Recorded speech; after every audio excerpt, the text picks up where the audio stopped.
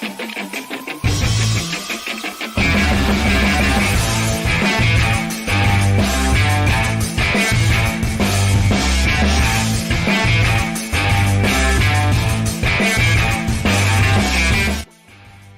is up, RotoGrinders? Happy Wednesday, the start of 2+ hours nonstop MLB DFS conversation. It starts right now, taking you all the way up to lock, all the way up the first pitch, which I believe is 7:10 Eastern tonight. Later on, crunch time, you got SDL Cards, you got Dave Potts, CheeseIsGood, of course, Kevin Roth, Chief Mineralogist Roth will be holding it down in case anything pops up weather-wise. Nothing really out there as of right now, nothing lurking. The only thing I saw that he put up there was very good hitting weather in LA this evening, and you'll see a 9.5 total on that board, I believe. Of course, the biggest team total is the Dodgers tonight on the road, locked in for 9 against the Angels. Myself, Dean 78904, joined today by fellow DFS millionaires. I say fellow, I'm not. Why do I say fellow? By association. Just by association. Collectively, I think 4 individual $1 million winners. It's Chop. How's Wednesday working out for you at Chopper? It's all right, Dean. I mean, I'm not going to complain. You know, it's a lot of stuff going on with the sports kicking up now. The football is obviously the biggest attraction of the year for anybody in our line of work or thought process or, frame of mind. And so we got that going on. Lots of content we got to get through, lots of stuff happening, lots of, just everything. And then on top of all that, Dean, a little bit disappointed last night in my home draft. I got sniped quite a few times. It's like these guys are starting to really read up and figure out what's going on. Yahoo, where are you at? Where was this held? Well, we do it on ESPN, but it's the same guys we've had for several years, home league, had for 20 years. And then, it used to be a pushover in this league. Like, it used to be like easy money, man. Mm-hmm. These guys are taking quarterbacks early and even reaching for defenses semi-early. Now, man, it's like, damn, what happened? What happened to the game I love, Dean? Like, I didn't get nobody I wanted last night. I got sniped like Mark Jackson's not happy. Like ridiculously. Just I can't even put it into words, Dean. I went with the route that was supposed to be by the book. Running back early, yeah, because the receivers are the ADP and the receivers for like ESPN, Yahoo are ridiculous. They're wrong. No, everybody is like 79. No, the thing is if CD's there at 3, you're supposed to take CD Lamb. So I'm like, all right, let's do it by the book. Let's go with, even though I really want Bijan this year. I was like, okay, I got to go by the book here, CD. On the comeback, I thought for sure I'd be able to get Big Dog Henry, man. Somebody sniped him. People want him in 2024? Oh my God, it's a touchdown heavy league, Dean. I want those. Oh yeah, we can debate that till you're blue in the face. He's going to have a monster touchdown year as long as he stays healthy. And then at one point right after that, I wanted, okay, I can get my hands on Garrett Wilson. Nope. Pick before me, the guy takes Garrett Wilson, like just one right after another. Then later on in the draft, I really wanted some F1 Terry McLaurin. Nope. Like literally the pick right before me, the same guy got F1, man. I was like, this ain't working out for me, man. But I dodged the Kyle Pitts bullet, so we're good. He's already hurt. He's got a revenge game. Week 1, right out the gate, revenge game for all of Atlanta, and their former coach for Pittsburgh. But I don't want to actually you Chop, but I was drafting for my brother last night on Yahoo. This is my first 7 picks. Just you can figure out when I picked him. This is the first 7 picks. Mahomes, one of the best quarterbacks. Waddle, Metcalf, Rice, McBride, one of the best tight ends. Kyron Williams and Bijan Robinson. Like that's the nuts. Like how do you beat that? I couldn't. It was like taking candy from a baby. These guys, I don't know where they're drafting from, but this was just ridiculous. The guys that I was getting, again, Mahomes, Waddle, Metcalf, Rice, Bijan, Kyron, McBride. Come on, Chop. Like that's a winner, right? Just cash it, take it to the window. I wouldn't say that, Dean. It's injuries happen, and things can. I wouldn't get too arrogant about it. The injuries they killed me last year. You never know. I got a victory lap in now because, like you say, this is not going to hold up. Of course not. Like, so things are going to happen. Squirrel, how about yourself? I think you're in the RotoGrinders leagues. It was kind of split in two. I'm in the other one that drafts tonight, and I'll be drafting on air, doing the Pick Six show, I think, depending on how late that show runs. But I believe one of my buddies, Ducky, is in there. I think he drafted already. But is that the only season long? And how competent was the RG league? Were they sharper than Chops league? I ended up on auto draft. It's a whole thing. They scheduled the draft for 8:30 on Saturday night, the Labor Day weekend. I actually blocked it off on my calendar, and I was like trying to race home. And I was like 10 minutes late, and so I got my first 2 picks in. I forget, and then there was I got the 14th pick right out of that 14 tough spot. And I remember looking and thinking, I like all of the top 13 slots, like in a 14. I think you can getting the first pick isn't even that much of an advantage because it's up and down the board, 1 through 13. You get 14, you're screwed, right? So you open up the draft app, and of course I've got number 14, and then so many people were on auto draft that we averaged 15 seconds a pick. And wow! I got my first 2 picks in, but then by the time I was able to log in, it was I couldn't figure out what was going on. And then I was just auto drafting, even when I was standing there watching. I was auto drafting. Close the laptop. But other than that, season long drafts going well. So I don't know. It's a good time of year. I see Don Yeezy in chat. He's jumping in the RG league tonight. All right, welcome to the league, Don Yeezy. I think we had a few openings. So 9:00 I think we're drafting, or 9:30. I should mention, I should plug it because I have the Pick Six show tonight with the Daigle and Rebar, 7:30. Watch with us live on the YouTube. What's up, chat? Hit that like button. Do subscribe. Turn on those notifications. Kirkwood in chat, never says a kind word about me, and he's going out of his way to say that I am the GOAT drafter. We'll see. And then that's it. I'm a good drafter, and then we kind of sputter. We peak before week 1, unfortunately. Take our victory laps early. We have we also got to mention, I guess we'll mention it later on too, and there's a bigger audience, but you guys talked about football season starting, Squirrel. Where are you going to be tomorrow night at 7:40? What are you doing? 7:40 Eastern. I'll probably be racing upstairs, probably racing back to the house, or no. We're doing the show, the pregame show with Head Chopper here, so it'll be a good time. Yeah, and I don't know if that's a set schedule going forward, but basically my understanding, every single showdown slate, there will be a pre-show, a half hour before showdown goes down. If it's not you guys, it'll be somebody else. But looking forward to that game. Looking forward to some football, of course, tonight. DFS, Daily Fantasy Sports, we care about today and today only. And today, we have a 10-game MLB DFS slate. Couple notables, Corey Seager. They talked about yesterday giving him resting him, load management. Now they just threw him on the IL. Their season's essentially over anyway. Christian Walker just came back, and now he's gone again. He's not in the lineup tonight. I don't know if that was a re-aggravation or what, but he's not playing baseball this evening for Arizona. Very, very clear as far as the top offenses. There's only 2 teams that have a team total above 5. That's Atlanta. I think it's 5.5. And 1 has a team total at 6. That is the Dodgers taking on the Angels. Otherwise, everybody else is below 5. We have a super chalky Charlie Morton, which is not a comfortable thing, but also the pivots are not spectacular.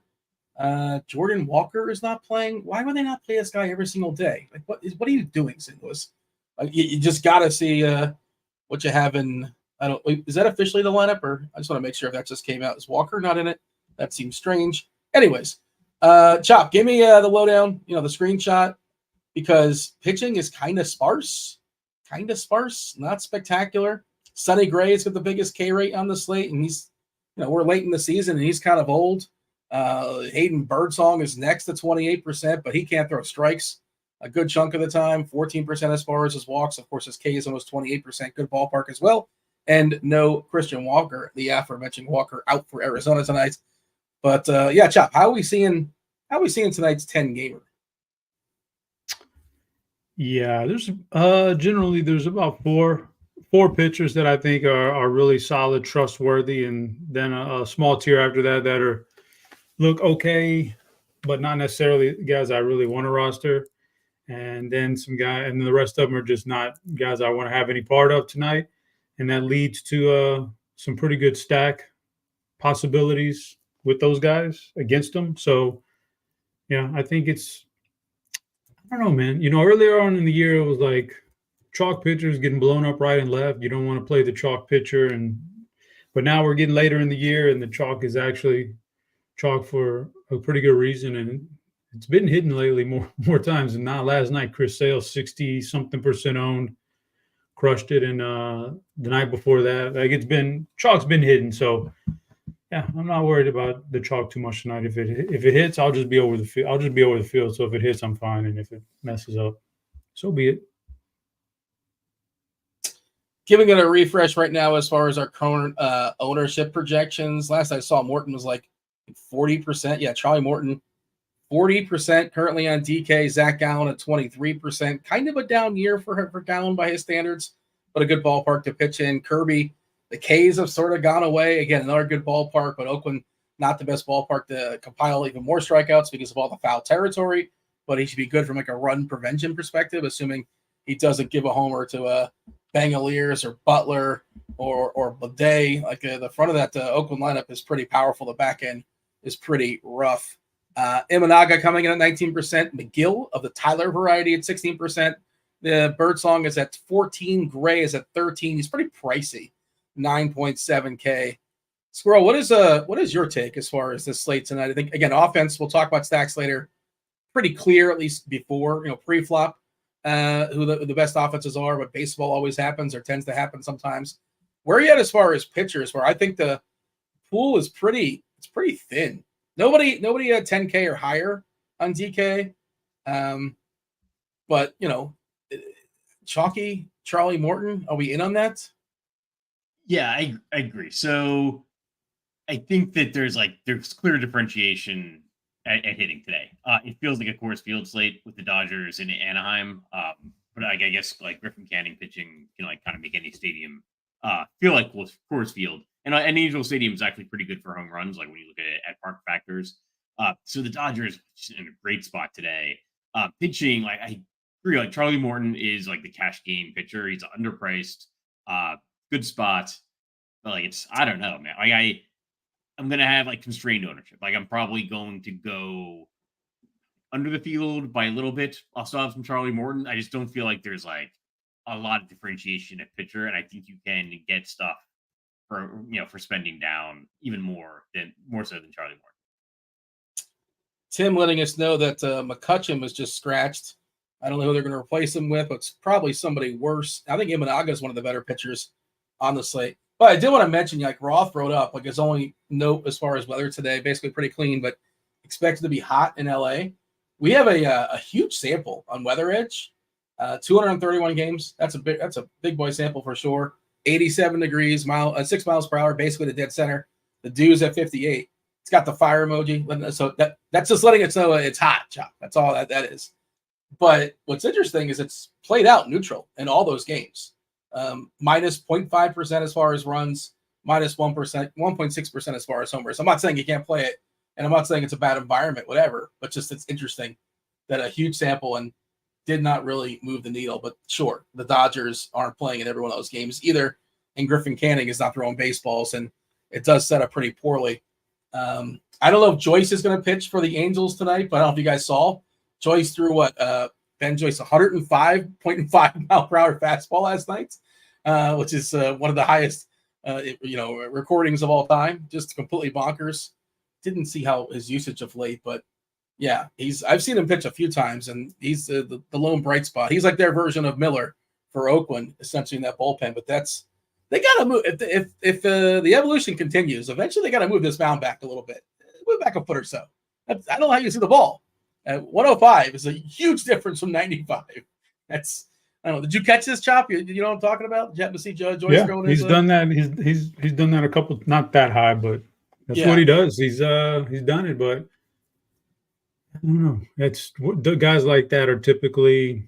It looks really good at the highlight last night, but what you don't see most nights is when he rears back and throws it over 100 and he's wild as hell and can't find the strike zone. So it all balances out.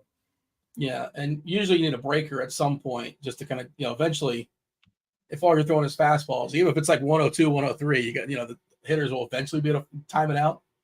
I wanted to check and see his usage of late. Just 10 pitches last night. He did work Saturday and Sunday, so he's worked 3 of the last 4, but did not work Monday for what it's worth. All right. So, Scroll, you're running 150 tonight? What's the plan? What's the plan of attack? Just a couple lineups? We're having a meeting? We're having some fun or what? We'll see. To be determined. I'm going to take a look after the show, see what's available.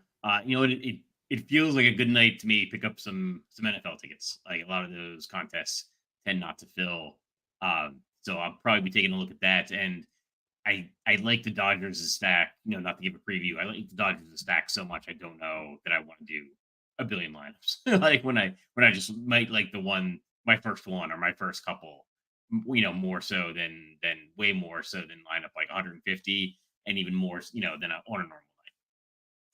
The Dodgers do look really, really good. No lineup just yet because, of course, it's a West Coast game. Updated Pirates lineup is IKF, Reynolds, Gonzalez, Cruz, Joe, De La Cruz, Triolo, Taylor, and Davis is doing the catching.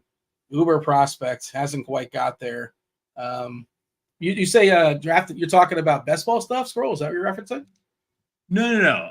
Like some of the tickets for NFL Week 1 contests. Okay. I gotcha. Getting an early jump. By the way, just here's a helpful. If you got to click the boost like 4 times or 3 times a month, whatever it is on DK, you got to choose wisely. If you did a bunch of best balls, make sure you click the boost tomorrow. You better boost up tomorrow. There's a fun fact for you just to put that in your back pocket if you want a few extra crowns. That'll be a bummer if you have all those crowns going wasted if you do not click the button. All right. Just seeing what's going on in the chat. Eric is randomly saying Mickey Moniak's going to homer. All right. King is telling us only 31 likes. So that's egregious. We got to get those likes up. Oh, you know what? I should mention it is scrolling, but it's Wheel Wednesday. It is Wednesday. We're spinning the wheel before we get to stacks. Producer Steve's going to spin the wheel.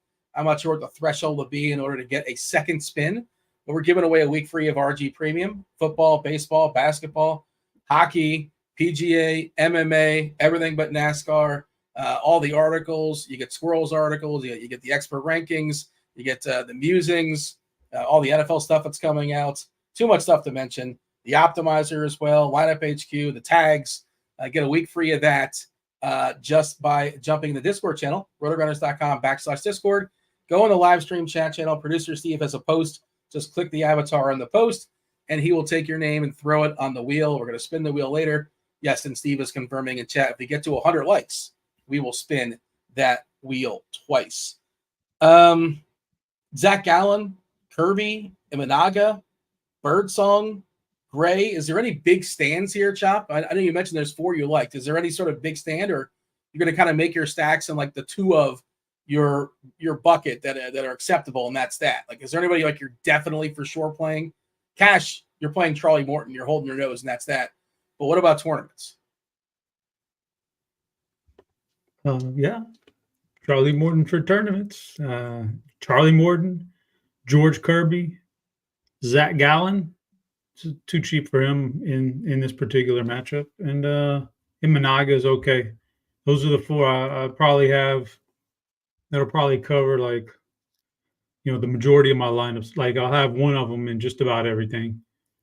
And then, they'll cover the majority of it because the rest of it I just don't like. So it's the big 4 right there for me. We just got Milwaukee's lineup. No Contreras. There's no Contreras brothers playing in this game, unfortunately. Haas is in there doing the catching. Turang, Chiriot banged out another homer yesterday. Bauer's in the 3 spot. Adames, his homer streak did end at 5, I believe. Mitchell, Perkins, Ortiz, Frelick, and the punt catcher, I presume he's like 2 or 3K or something really, really cheap. Haas doing the catching there for Milwaukee. I know you ran down some names, Squirrel, but is there anybody you're clearly going to be over? Anybody you're clearly going to be under as far as pitchers? So I'm not a huge fan of Kirby. This entire Seattle team, the pitchers have been overrated on the road. The offense has been underrated on the road. So don't love the idea necessarily of playing Kirby at like 20%. I'd probably be under the field on Morton, but it's more of an ownership thing. I don't know. So, maybe like 30% some more appropriate, or 25. I do probably like Birdsong a little bit more than the field. Only 6,000, like doesn't have to do a whole lot. Probably like Bobby Miller a little bit more than the field. Just huge favorite. Like, seems like the win is definitely obtainable tonight. So, probably over the field on those two, and under the field on Kirby and Morton. Yeah, the Birdsong thing feels really good for tournaments because he's cheap. Big Ks, 28% Ks. I rounded up in 27.9%. But his big hiccup is the walks. 14% walks is kind of unacceptable. 16.5% against lefties.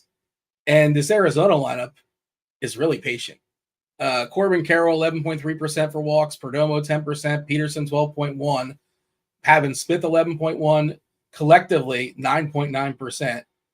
But if he's throwing strikes, I feel pretty good about him. Although it's a really contact-heavy lineup too, Squirrel, 19%. We did get the lineup out. Again, Walker again came back, and poof, he's gone again. No Christian Walker.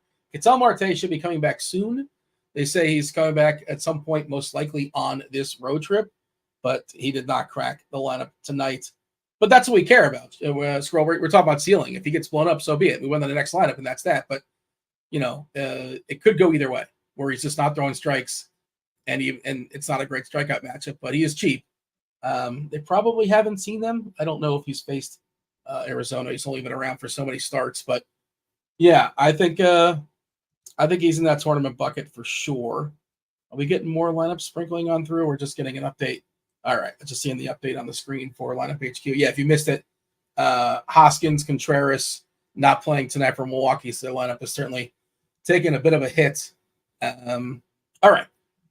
Try to see if there's anything else in chat as far as pitchers. Let's see. No. Nobody's really throwing out names in chat. It's just a bunch. It just to me, this slate feels like it's smaller than it actually is. I did want to mention, Squirrel, you talked about Kirby. Last 30 days, his Ks are down to 18%. I saw that Dave was writing about that. It's just he's 11K on FanDuel. Like, we really need to get there. You need like 6 plus 7 innings or so, and like at least 5 or 6 Ks to pay off that salary on FanDuel. 11K over there. I guess that's why he's only 9%. Sears, yeah, that's an interesting one that Derek is throwing out. Chop, do you have a thought on JP Sears? Good ballpark, good opponent, not a great pitcher. Maybe if you're rounding up, he's like an average pitcher. Yeah, I mean, but he's done pretty well with his talent level. But I like the Seattle stack though, probably a little bit more, but I think it's one where you could play on both and in different lineups, and I don't mind him. He's pretty productive. But I think my big, as you would say, Dean, my big hiccup here is I actually kind of like the Seattle stack against lefties. So I'll have some of that. So I'll, by nature, won't have as much JP Sears, but I think he's definitely playable on this slate. Yeah, no lineup just yet, but we're projecting. Kyle Raleigh, big dumper, has just been absolutely pummeling lefties. 270 ISO when he's not striking out. He strikes out a fair bit versus them, 26%. But Sears, 17% Ks against righty. So pretty good chance he puts the ball in play. Did you have a Sears take, Squirrel? Anything on JP? I do, but it's exact same as Chops. That I like. Sears is fine and he's not expensive, but I would probably like getting to the Mariners more than I like getting to Sears. Wardo is saying that Stroman looks nice against this Rangers lineup. Yeah, if you missed it, Corey Seager is not playing baseball, but what is the path to Stroman being useful? Marcus Semion's out also, I believe. Oh, did I miss that? Are they both out? Okay. It's a watered down lineup in general, so I could see that. Like, you're not gonna the upside's probably not there, but on a slate like this, you might not need massive upside. You may do well just by grabbing 2 pitchers who are pretty good. It may not be a Chris Sale and Carlos Rodon out there tonight like there was last night or something. So every slate's different. You might be able to get there with a couple of 15-point pitchers that are relatively cheap. His price is kind of like now where it's supposed to be on DK. He was like in the 7s and the 8s. Stroman is down to 6.6. He just the strikeouts aren't really there. He's a pretty good ground ball guy historically. Ks on the season 17%, but yeah, a pretty big lean as far as ground balls. He probably gets you around 15 points. Squirrel is that, and I guess I would take 15 points on this slate because I don't know who's breaking the ceiling tonight.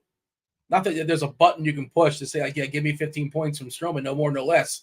But I think we would take that. I think so. Yeah, there's just not a lot of differentiation. I don't know who's getting you a ton more than 15 guaranteed. I mean, certainly guys are projected for more than 15, but it's not a certainty. I think Stroman's fine. I think when good hitters come out of the lineup, things don't adjust as much as they should. And so I think that makes a difference. All right. What else is going on here in chat? I want to see before we spin the wheel. Get in on the Discord because we don't want to make Steve flustered at the last second. Make it easy on him because he's spinning all these plates behind the scenes to keep us on the air. You look at the chat for a minute, Dean. I just want to point out, Dean. I found this interesting today. I came across this. Did you know the Braves actually had? You mentioned the Contreras guy's not in the lineup tonight. They actually had Williams Contreras and Shea Langoliers as their catchers, and they traded them away for what they have now. That's pretty. I think I might go back to that combination. You know what I'm saying? It's funny because Murphy was great last. The Murphy Darno combination was thought to be pretty good coming in this year, and it's just been kind of underwhelming. I remember Contreras. I don't remember. Did Langoliers play in the majors for the Braves? Am I just forgetting that? No. Or is no. I think didn't he come over in the Murphy trade? I don't know, but I think he was in the Braves system. So it's just interesting the way that stuff works out sometimes. Really curious how Oakland's going to look in a few years and where they end up. Theoretically, Las they're Vegas. Supposed to end up in Vegas. Next year they're going to be in Sacramento. I don't know if you've heard that.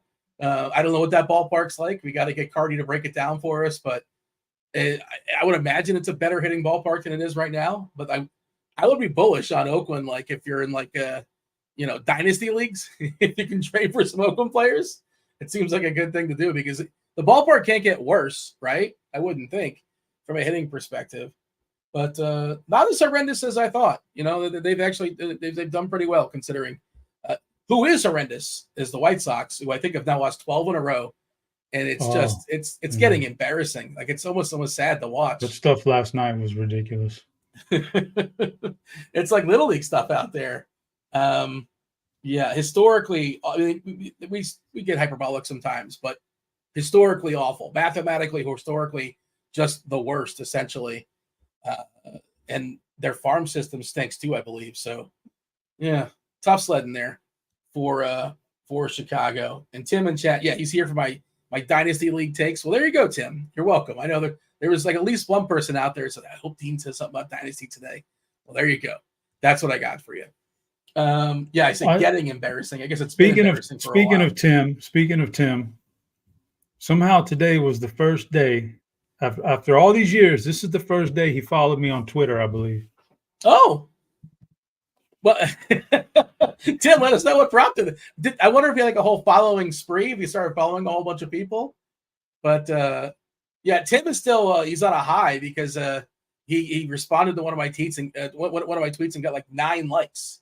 I think that was a record for him. He was very excited about that. Maybe he cracked double digits. I didn't circle back on it, but not a big. He's probably smarter than the rest of us. Not a big Twitter presence. We probably spend too much time. Producer Steve is calling you out, Chop. You've never followed back Producer Steve? What kind of snob are you? Yeah, I don't. He's gonna have to. I don't know what his. Maybe he followed me years ago when I didn't even know he worked for RG or something. I don't know. If I knew it was Producer Steve, I'd follow him back today. Back then, I don't know. And plus, Dean, I don't spend a lot of time on it. Speaking of likes, Dean, I just find it so.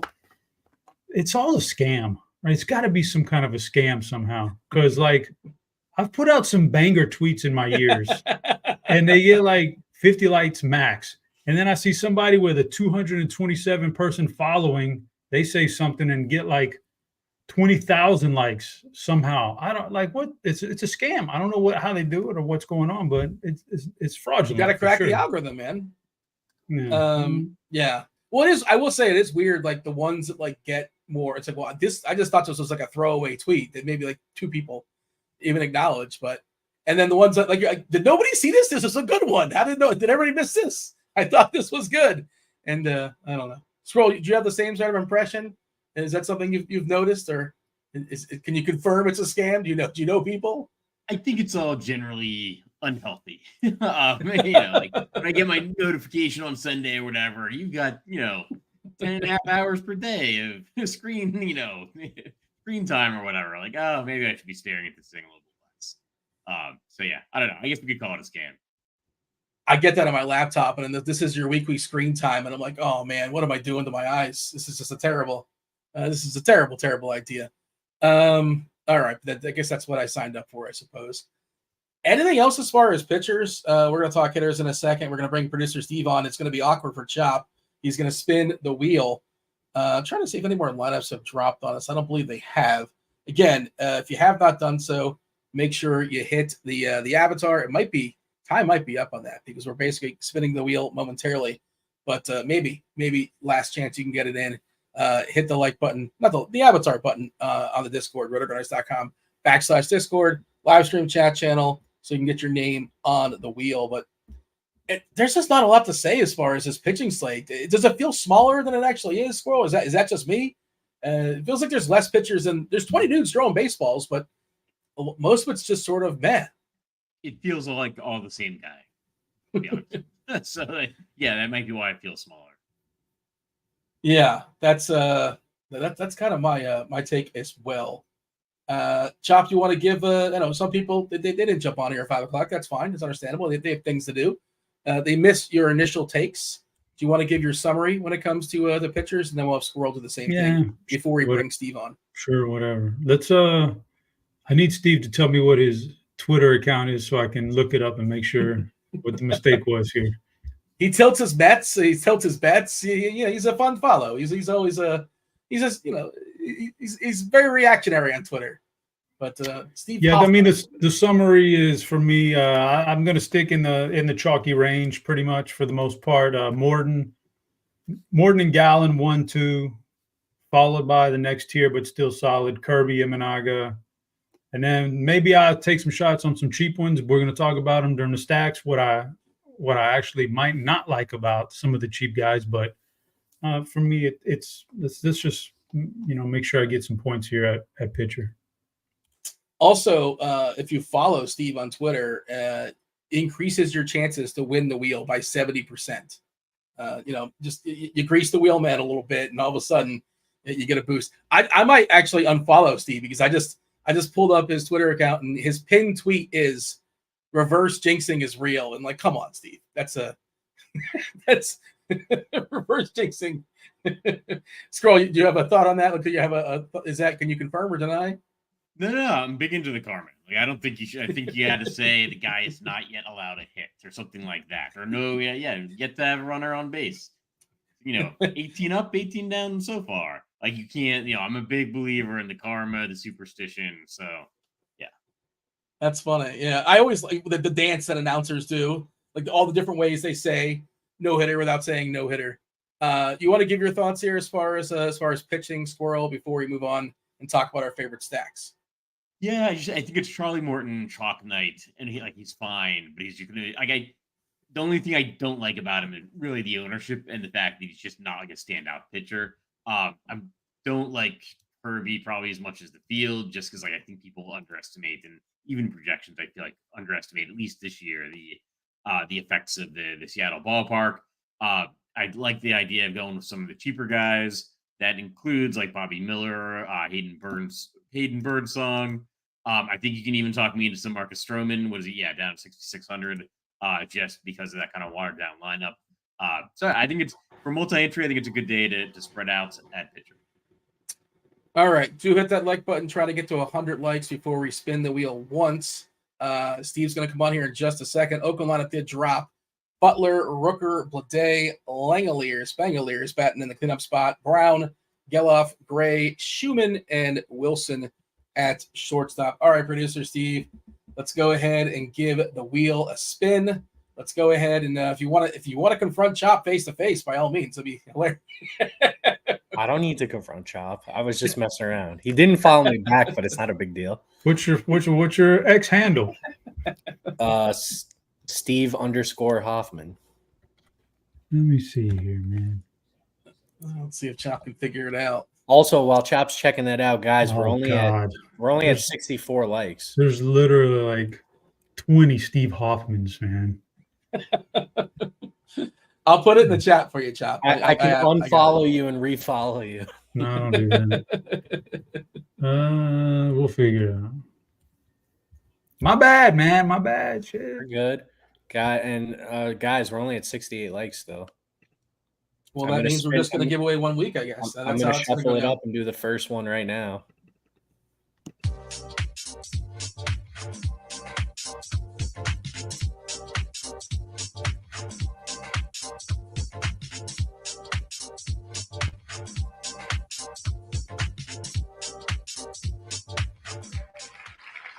Snow Fighter. All right. Snow Fighter is a winner. Snow Fighter obviously follows producer Steve. Do we somehow get a boost? 35 or so, give or take. Do we get to 100, or is that it? I'm giving it a quick refresh. No, we're only at 80. Well, you know what? That's disappointing. 80 actually on my screen. 80 just went down to 79. What? Well, I guess not today. I guess we're only going to do one winner today. Well, check back next Wednesday. Tournament Tuesday. We actually. I wish I can shout them out. Maybe I can pull it up. I did see the winner who won it on Tournament Tuesday. I think they swept both games. They won the morning grind game, and they also won yesterday's DraftKings contest. Kirkwood in chat, by the way, threatening us and telling us his offer still stands. And this is actually like an offer that we could achieve. 200 likes is not insurmountable. 200 likes for a shirtless walking bets video from yours truly. Now, correct me if I'm wrong, Dean, but didn't we do a show last week and Kirk was in the chat and he did the same offer and we actually got to the prerequisite number of likes and he did not do a shirtless walking bet. So I'm starting to think maybe he might not really do it and he's just farming for likes. I don't know. I don't know. I to be honest, I did not follow up on that, so I cannot confirm. Oh, he says I didn't get it. Maybe he just did it for his OnlyFans subscribers. Perhaps that was it. You got to pay up, Chop. You got to pay up to get the goods. All right, we're going to be talking hitters in just a second, talking stacks in just a second. The theme of the week, we've been talking about our favorite quarterbacks, favorite receivers, favorite running backs, a different position as far as the stack board today. Squirrel took the lead on this one, taking tight ends. So chat, let us know who is your favorite tight end.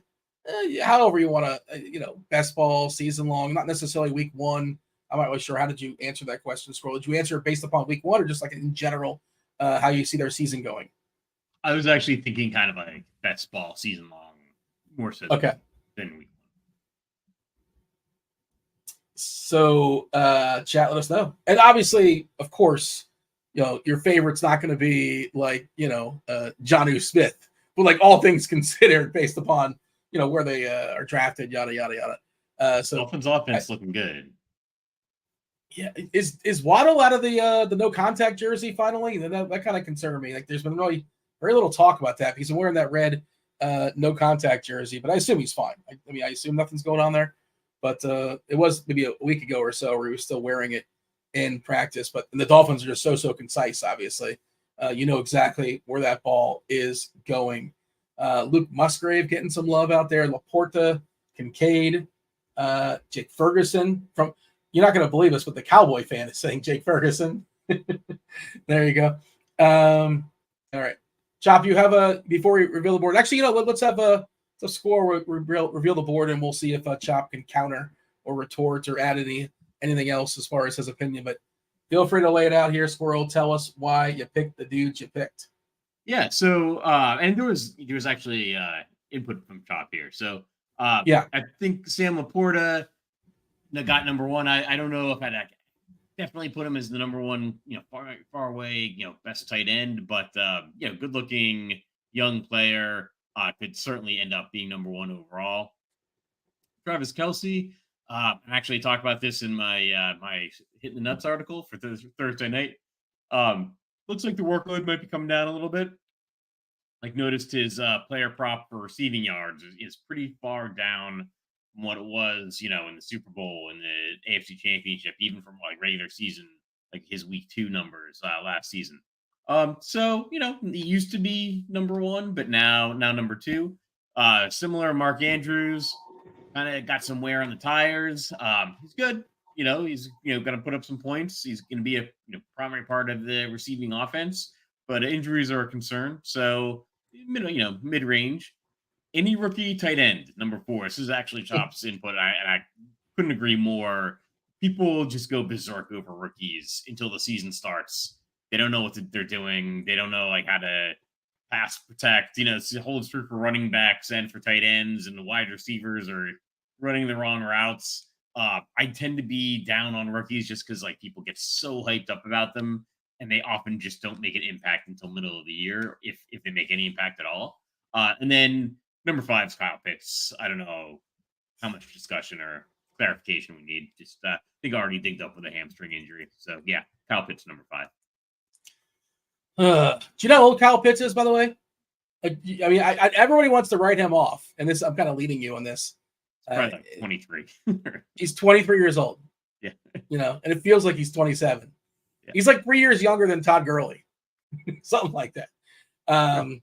But he's been frustrating. And yeah, like you said, he already popped up with a hammy. We'll see if that's going to hinder him this week. Or, hammies tend to linger, so maybe it'll linger throughout the whole season. Hopefully not for his case. My understanding is, the rookie tight ends, the whole class wasn't very good. Bowers supposedly is awesome, but he just landed like in the worst spot. Like he's not in a good spot on Oakland. But supposedly he's probably talented. And then Ben Sinnott is like the next guy, I suppose, or Sanders for Carolina. Not a very deep tight end class, but the receiving class is supposed to be spectacular. Chop, you definitely know more about this than I do. Can you confirm? I mean, in general, rookie tight ends are bad, but they seem to be especially bad this year. I kind of think they're getting a lot more play this year than they normally do, but generally they're pretty bad. I don't think necessarily Brock Bowers is in a bad spot, but I just don't like rookie tight ends as much. It's just a tough position, man. Unless you're going to do for them what you're going to do with Brock Bowers, which is you don't have to block, man. Don't worry about blocking. Go out there in the slot. Otherwise, rookie tight ends are going to struggle because just like you talk about Kyle Pitts coming into the league at 20 years old, you're trying to block some grown-ass men. And football players are different, man, than basketball and baseball players. They're just different. So it's a tough position to come in as a rookie. But, yeah, there's some pretty electric wide receivers, though. And the wide receiver thing used to be like, well, wide receivers usually break out 3 years into the league. The third year is the breakout year. They wiped that away right around Mike Evans' time. Mike Evans came into the league and destroyed it, and since around that time, like rookies absolutely crushed, and they got some good ones this year. You got a favorite? Neighbors, Harrison, somebody off the board? It's definitely Marvin Harrison Jr. And I was able to take him last night because Garrett Wilson got sniped the pick before. I think Garrett will. I think Harrison's he's real. He's the real deal. But speaking of tight ends, also like Trey McBride, I would have put Trey McBride on this board up in the top 2. But I actually think the Bears' best receiver at some point here in the next year or two is going to prove to be Rome Odunze. So he's really good. Yeah, Keenan Allen's they've already reported he's husky this year. I'm not sure if you've seen those allegations and then the picks. And you rarely see. I talk about this. Receivers changing teams at 30, 31 years old and have like a major impact. So yeah, I kind of agree that I think Odunze's the path is kind of clear for him. Of course, Moore is still lurking as well. But all right, no Dodger lineup just yet. No Angels, no Detroit, no Seattle, no San Fran. A lot of stuff, of course, there on the West Coast. So they'll be coming sprinkling them through, if not on our show during crunch time. We do have a bunch of lineups to talk about. Squirrel won the coin toss backstage. You're going to go first. It's Tanner Houck taking on Tyler McGill. The Mets versus Boston. We're looking at an 8-ish total here. The Mets are slight favorites here, minus 115 against the Red Sox. Again, the ballpark's not spectacular. We saw the Mets get there late in the game last night. Mr. Smile, Lindor, has been awesome. Like, he's been really, really good the last month plus of the season. I hear people rumblings of MVP talk for him. I don't know how real that is. I've not checked the odds. And also, it certainly helps if you're making the playoffs, your case to make an MVP. But, and we saw the polar bear get loose last night as well. Mets, Boston, where do we have these teams on the board, Squirrel? Yeah, like you said, it's not a good park for hitters. I am honestly just going to put them both at any rookie tight end. They're just not my favorite teams on the slate. You've got Taylor McGill. See who and Tanner Houck. So yeah, like two decent pitchers in a good park for pitchers. Like, it got an 8 total. Basically a coin flip game. I don't know. Any rookie tight end. Neither team really stands out for me. Not really excited about playing either as a stack. Producer Steve was trying to throw him in Mark Andrews. Let's move him down a notch to any rookie tight end. Chop, any issues with that? Do you want to argue that Squirrel has this one wrong? No, that's just almost exactly where I had these teams. Let's see. Oh yeah, NL MVP, of course, is Shohei. Yeah, Steve, okay, you're on mute. You were on mute. Yeah, I was on mute. That's a mute count for me. I want to promote really quick that I'm the squad ride leader today, and I'm actually going against my Mets, and we're going with Tyler McGill under 16.5 outs. Is this a reverse jinx? No, I as a fan, I have zero confidence in this guy. He's the worst. So yeah. I could see him not making it that deep into this game. I didn't have a lot of options today since it's the end of baseball, and we got football coming up. But yeah, we're going with here. Let me see if I could throw it up really quick. Yeah, I did see that pop up. Yesterday's did not quite get there. Almost got. We had Atlanta to score, I think, 4.5 runs, and they had their chances, but it did not quite get there. So that's why you got the nomination today. Yeah, that's Steven, his post, McGill under 16.5.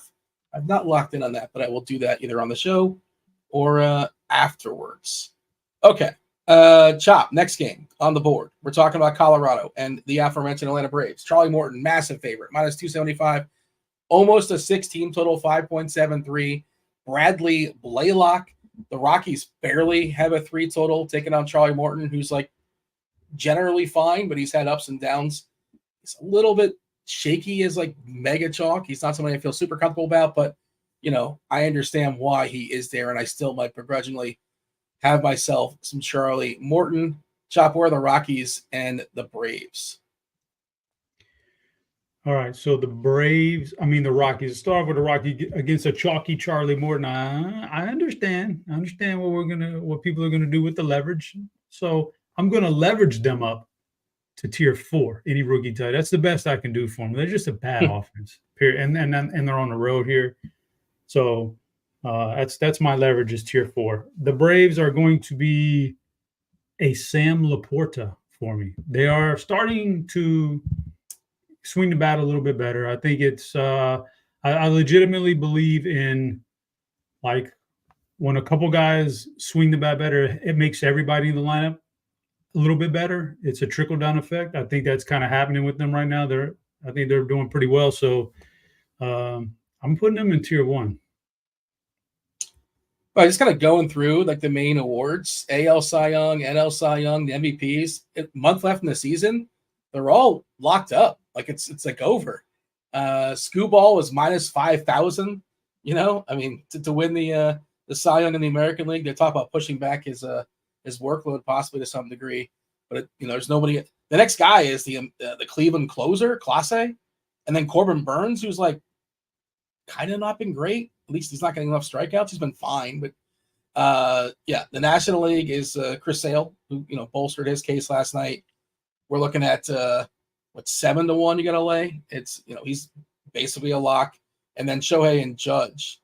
Interesting. You don't really see those 4 awards essentially locked up. I guess we're watching 50-50 for Ohtani, which I think is pretty likely to happen at this point.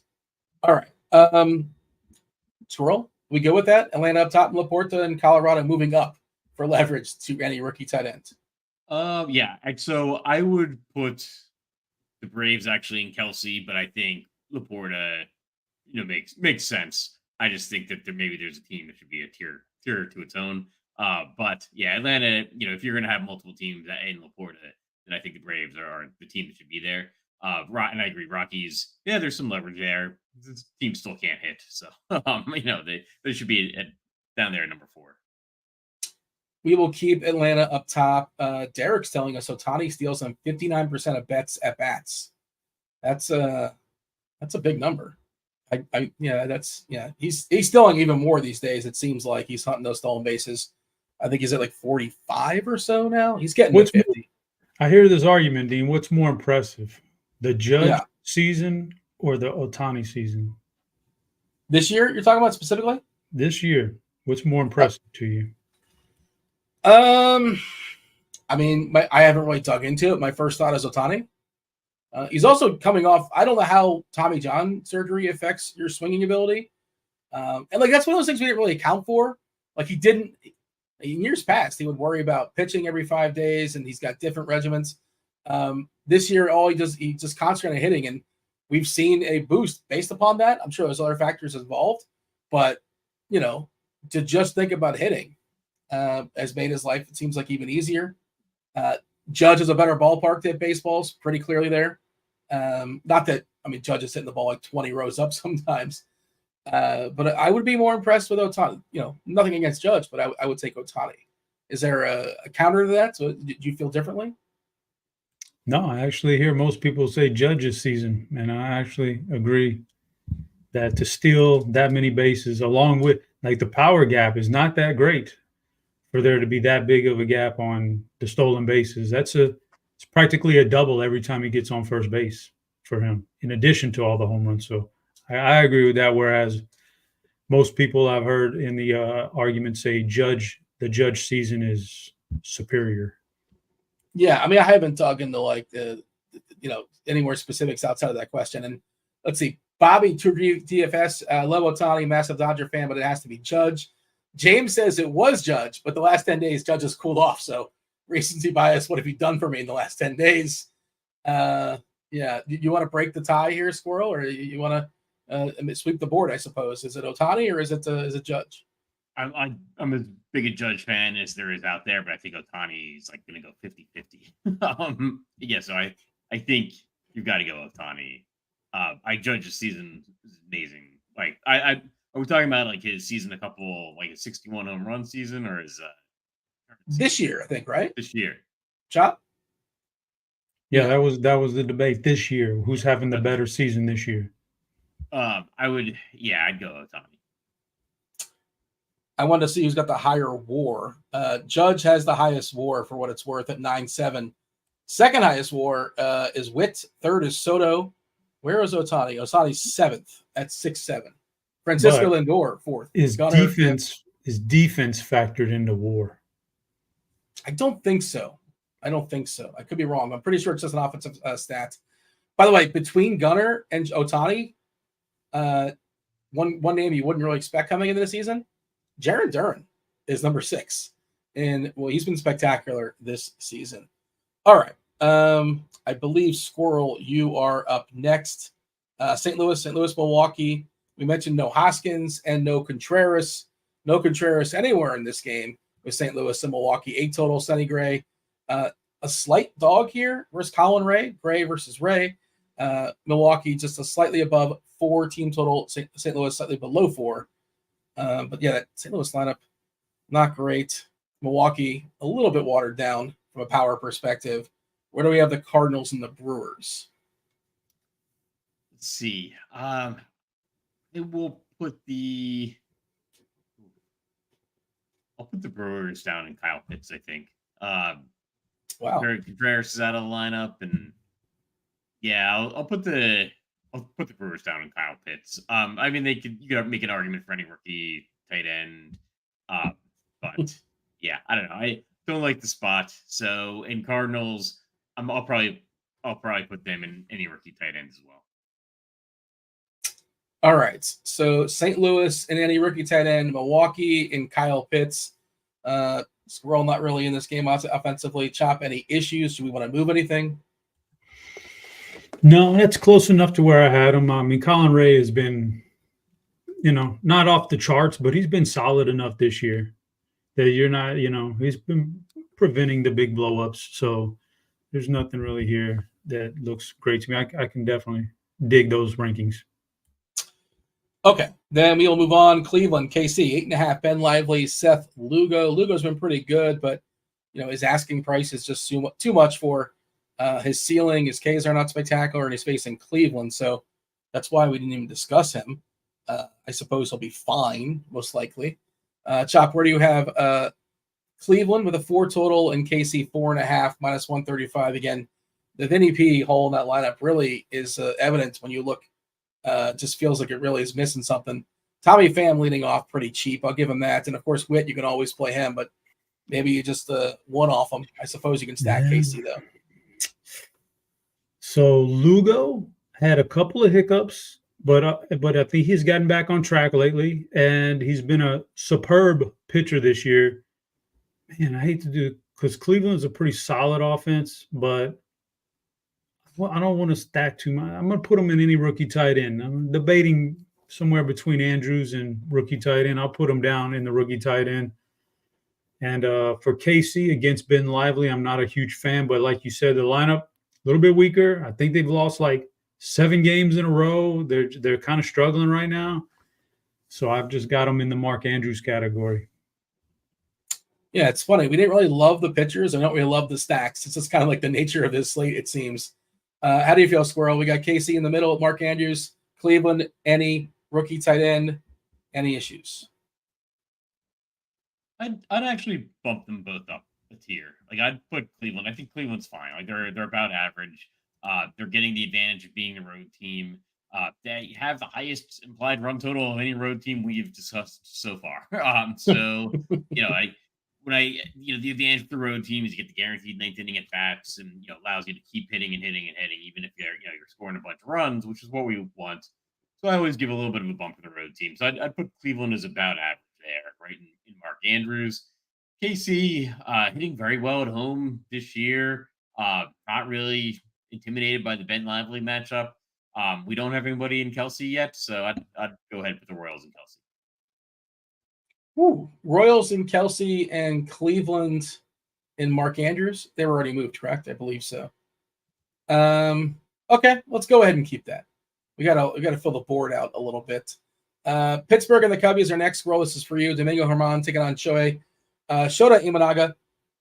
Good weather for pitching once again in Chicago. 160 previous games, 24% hit in homers, 7.8% hit in runs in the previous 160 games with similar weather, according to Weather Edge. 74 degrees. We got a breeze coming in from right center at 5 miles per hour. Despite that, the Cubs do have a 5 total, taking on Domingo Germán, who probably isn't going to go very deep today. So Germán and that bullpen, what are you predicting for his pitch count? I don't think it's going to be that many, maybe in the 70s or so. I meant to check this earlier. 74. Yeah, again, not the best weather, but Chicago does have a 5 total here, Squirrel. Where do you have the Cubs and Pittsburgh? Also, Pittsburgh lost McCutchen. He was scratched. And Imanaga can definitely use positive win for him because he's a fly ball guy. So a ball that might typically go over the fence might die on the warning track today. Squirrel, take it away. So I think this might be a little surprise. I'm going to keep the Cubs in Kelsey. I like them facing Domingo Germán. I think allowed 10 earned runs over 5 innings in his last 2 starts. So something could be going on there. Their team, their lineup's got some like power and speed potential. Kind of up and down the lineup. They got this like Pro Armstrong guys who's like hitting home runs and inside the park and stealing bases every time I turn the game on. So I'll keep the Cubs and Kelsey. I think they're a decent stack. Pirates, I'll actually put up in Mark Andrews. I think there's going to be some leverage against Imanaga today. I think he'll be somewhat popular. Just don't know if he's really, that good. Pirates, again, another team that has some speed, and some power. So yeah, Pirates about average. They'd probably be a little bit lower if not for like the potential leverage.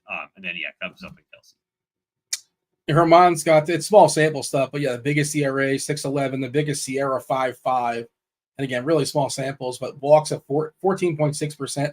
That's unacceptable. He's been a fly ball guy as well. Chop, any modifications? That's where I had the Cubs, and I can live with that Pittsburgh being in Mark Andrews because of the leverage, and they've got some good pieces against left-handed pitching that they can throw out in that lineup. So yeah, I'm cool with that. We got 5 games down, 5 games to go. Crunch time coming in about 15, 20 minutes or so. Dave Potts, Cheese is Good, Squirrel Patrol, as well as Chief Mineralogist Kevin Roth. Next game up, Yankees, Texas. Chop, this is you. Eovaldi taking on Marcus Stroman, 8.5. It is a coin toss. Vegas throwing up their hands, basically saying, both teams essentially have the same chance to win. minus 115 for the Yankees. We did mention earlier, this Texas lineup is weakened, coming off the strength of a walk-off grand slam last night from Wyatt Langford. Only took him 120 games. He's made an impact. And now he's batting second because no Marcus Stroman tonight and no Corey Seager tonight. Seager actually went to the IL, so we won't be seeing him for a while. Chop, Yankees, Rangers. Yeah, so I've got the Rangers with the weakened lineup in the tier 4 category. Any rookie tight ends. Stroman just doesn't really.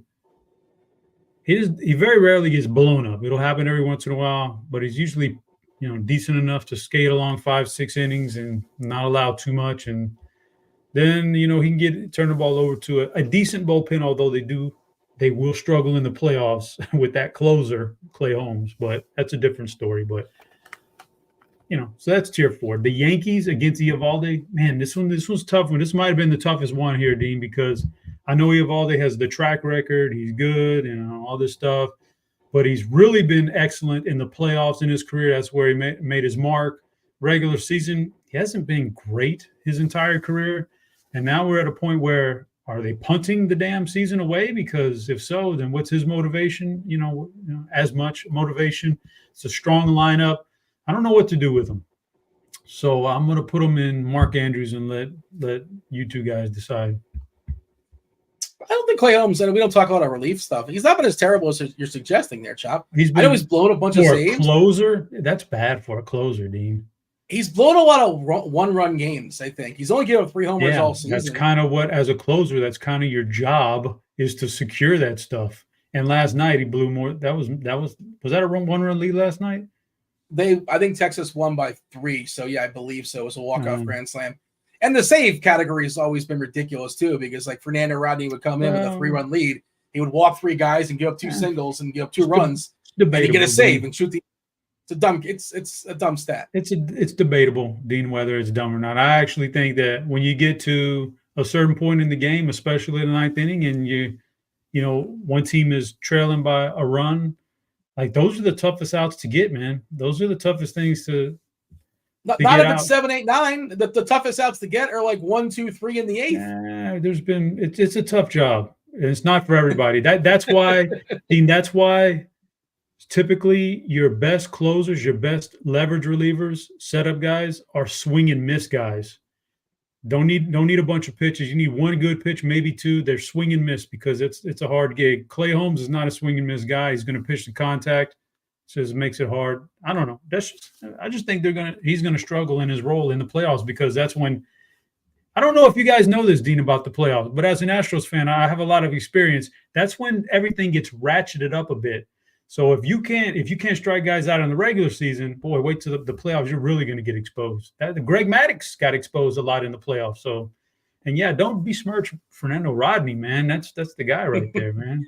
And Clayton Kershaw turns into a pumpkin in the playoffs, too. People love to say he can't pitch in the playoffs. His historical stats. If you have a thought on that, by all means, Squirrel, feel free to chime in. Otherwise, tell us, is Chop correct with his placement of the Yankees and the Rangers? I thought the Yankees were down in Mark Andrews. That's where I would put them. I thought that's what Chop said as well. So I agree with what I think Chop said, but not what the board says. That I think the Yankees should be down in Mark Andrews. I think he kind of deferred. He basically said, like, yeah, you guys figure it out, if I'm not mistaken. That's where my ranking was, Mark Andrews. But if you I could see people being down on him, and I can see people being up on him a little bit. So I don't know. So you want to throw him in Mark Andrews and Texas? Where are we keeping that line? We keep him in any rookie tight end there for you, Swirl? Yeah, I like the Yankees more than Texas, so I'd put the Yankees down on Mark Andrews, and I'd probably put Texas in any rookie tight end. Just some big pieces missing from that line. We don't have a Dodger lineup just yet, but that is the next game. Bobby Miller taking on Griffin Canning. We're expecting it to be Ohtani, Betts, Freeman, Teoscar, Lux, which would make sense, versus the righty, Will Smith, Muncy, Tommy Edman, the switch hitter, and Rojas taking on the Angels. No Angels lineup just yet either. 10. We're at a 10 total. I saw it 9.5 earlier, maybe depending on where you're shopping, but I'm seeing a 10 total. LA with almost a 16 total on their own. Wind is blowing out. It's good hitting conditions. I'm not sure if we got the old Marine Lair lurking.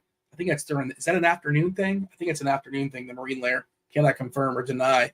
But Squirrel, where do we have the Dodgers and the Angels? You sort of alluded to the Dodgers. You want them to have their own tier, I think, earlier in the show. No, the Dodgers up in San Laporta. They've got a Coors Field-like total, approaching 6 runs, and we've got the extra incentive of to show you Ohtani. Ohtani might get to 50-50 tonight. That'd be 6 homers and 4 steals, but he really might get there by the end of the week. And I like the incentive of, if he's getting on base, he's going to try to steal. That adds so many points. I think we forget how impressive this offense can be, because they've had guys hurt for portions of the season. Mookie Betts missing some of the season. Max Muncy out for some of the season. They just got Tommy Edman into the lineup. This lineup is going to be really good heading into the playoffs. So Dodgers in a league of their own up there with Sam Laporta.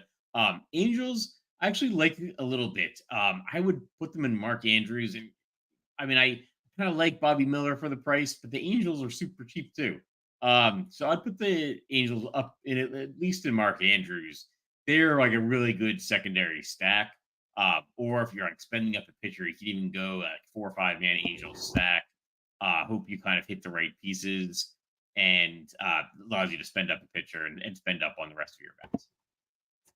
Yeah, I don't mind the Angels. Maybe as a mini. I don't know if I'm gonna get to a full stack, but I do like the mini Angels if nothing else.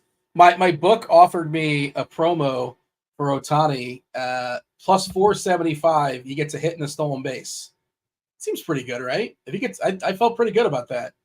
They only took about $50 on it, but it's a pretty reasonable number. Bit of a boost there. I don't know what it typically would have been, but if he gets a single, he's probably going to move unless Betts bangs one out in the first pitch or something like that. Any issues here, Chop? We go with this board. Shall we move on, or do you want to confront Squirrel? That's where I had both those teams are fine, and just as to the icing on the cake for the Dodgers being up there is they also have the only easy hitters umpire tonight. Not extreme pitcher, but an easy hitter. Is it right? Oh yeah, it's not extreme hitters. It's easy hitter. Yeah, I was looking at that earlier. I meant to mention that that's the only extreme that we had on the board. I believe we have 2 or 3 more games to go with crunch time coming in about 10 minutes. So we are got a good pace here. Did get San Diego's lineup. That's up next. Yu Darvish is back, taking on Kader Montero for Detroit. San Diego, pretty big favorite here, minus 210. A team total almost at 5. Tatis, of course, has been back now for several games. Arise leading off. Tatis, Profar, Machado, Cronenworth, Bogarts, Jackson Merrill, the rookie, Campusano doing the catching, and the cheapy punt shortstop Mason McCoy in the 9-hole. No Detroit lineup just yet here, Chopper. Where do we have the Tigers and the Padres? All right. The Padres for me, boy, this Montero kid he's interesting. Yeah, he doesn't have bad stuff. He's got good stuff. He's got some good things working. So I'm just going to put the Padres in in the third tier, Mark Andrews, until Tatis, starts to heat up and helps out the rest of the lineup there. So we'll put him in the third tier. I think Detroit's the interesting one, Dean. I'm putting him in the Travis Kelce. I don't know what ownership. I don't know where this is total like off the wall play here, but Darvish is coming back from a long absence. He already is getting a bit old, and at times he's really just not been that good over the past couple years. But here's the thing about Detroit, Dean. Did you know, Dean? Detroit is actually over 500 now. They're a winning team. I don't know how they did it, but they turned it around. They're a winning team. In the last 20 games, they've been shut out 3 times. That's a lot. You probably shouldn't get shut out 3 times. But in those 20 games, they've scored 8 runs or more 4 different times.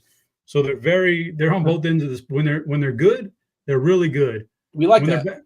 And that's what you want in a stack. For when you're good, you're really good. They could be really good against Darvish. It could, there's probably a better chance they go out and get shut out tonight and get another shutout put on the record. But against Darvish, there is a chance that they hit one of those 8+ run games, and nobody's going to have them. So I'll put them in tier 2 for that reason. For the record, Darvish, we're projecting just for 78 pitches. His first game back in over a month here in the majors. Skubal was one of the reasons why they went over 500. Riley Green, also a pretty good foundation piece going forward. I'm not sure if they have him locked up or not, but seems like somebody you can build the team around. Where do we have San Diego and Detroit? Are we confirming? Are we denying here, Squirrel? Are we good with Chop, or shall we move on? Any issues? Yeah, you actually talked me into the Tigers. This game's showing some good weather for hitting. It's a small sample size, but big boosts, 40% boost to home runs, 20-something% boost to runs. And so maybe the sample size is causing things to be overstated, but those are some big boosts. And Tigers, another team kind of similar to the Angels, they're cheap. And if you hit the right pieces, because they do have some power, they've got Parker Meadows, Riley Green, these guys can hit home runs, Spencer Torkelson. So if you hit on the right pieces, they can really make you break it. This is a night we're trying to spend up for Shohei Ohtani. We're trying to spend up for Aaron Judge if we want to. So I'll keep the Tigers up in Kelce, and I'll put the Padres up there as well. Just part of it is the hitting weather. Probably not as big of a believer in Kiter Montero. So they're a team that's got some power as well. So kind of going back and forth between Kelce and Andrews, the 2 veteran tight ends here. But I'd put the Padres up in Kelce.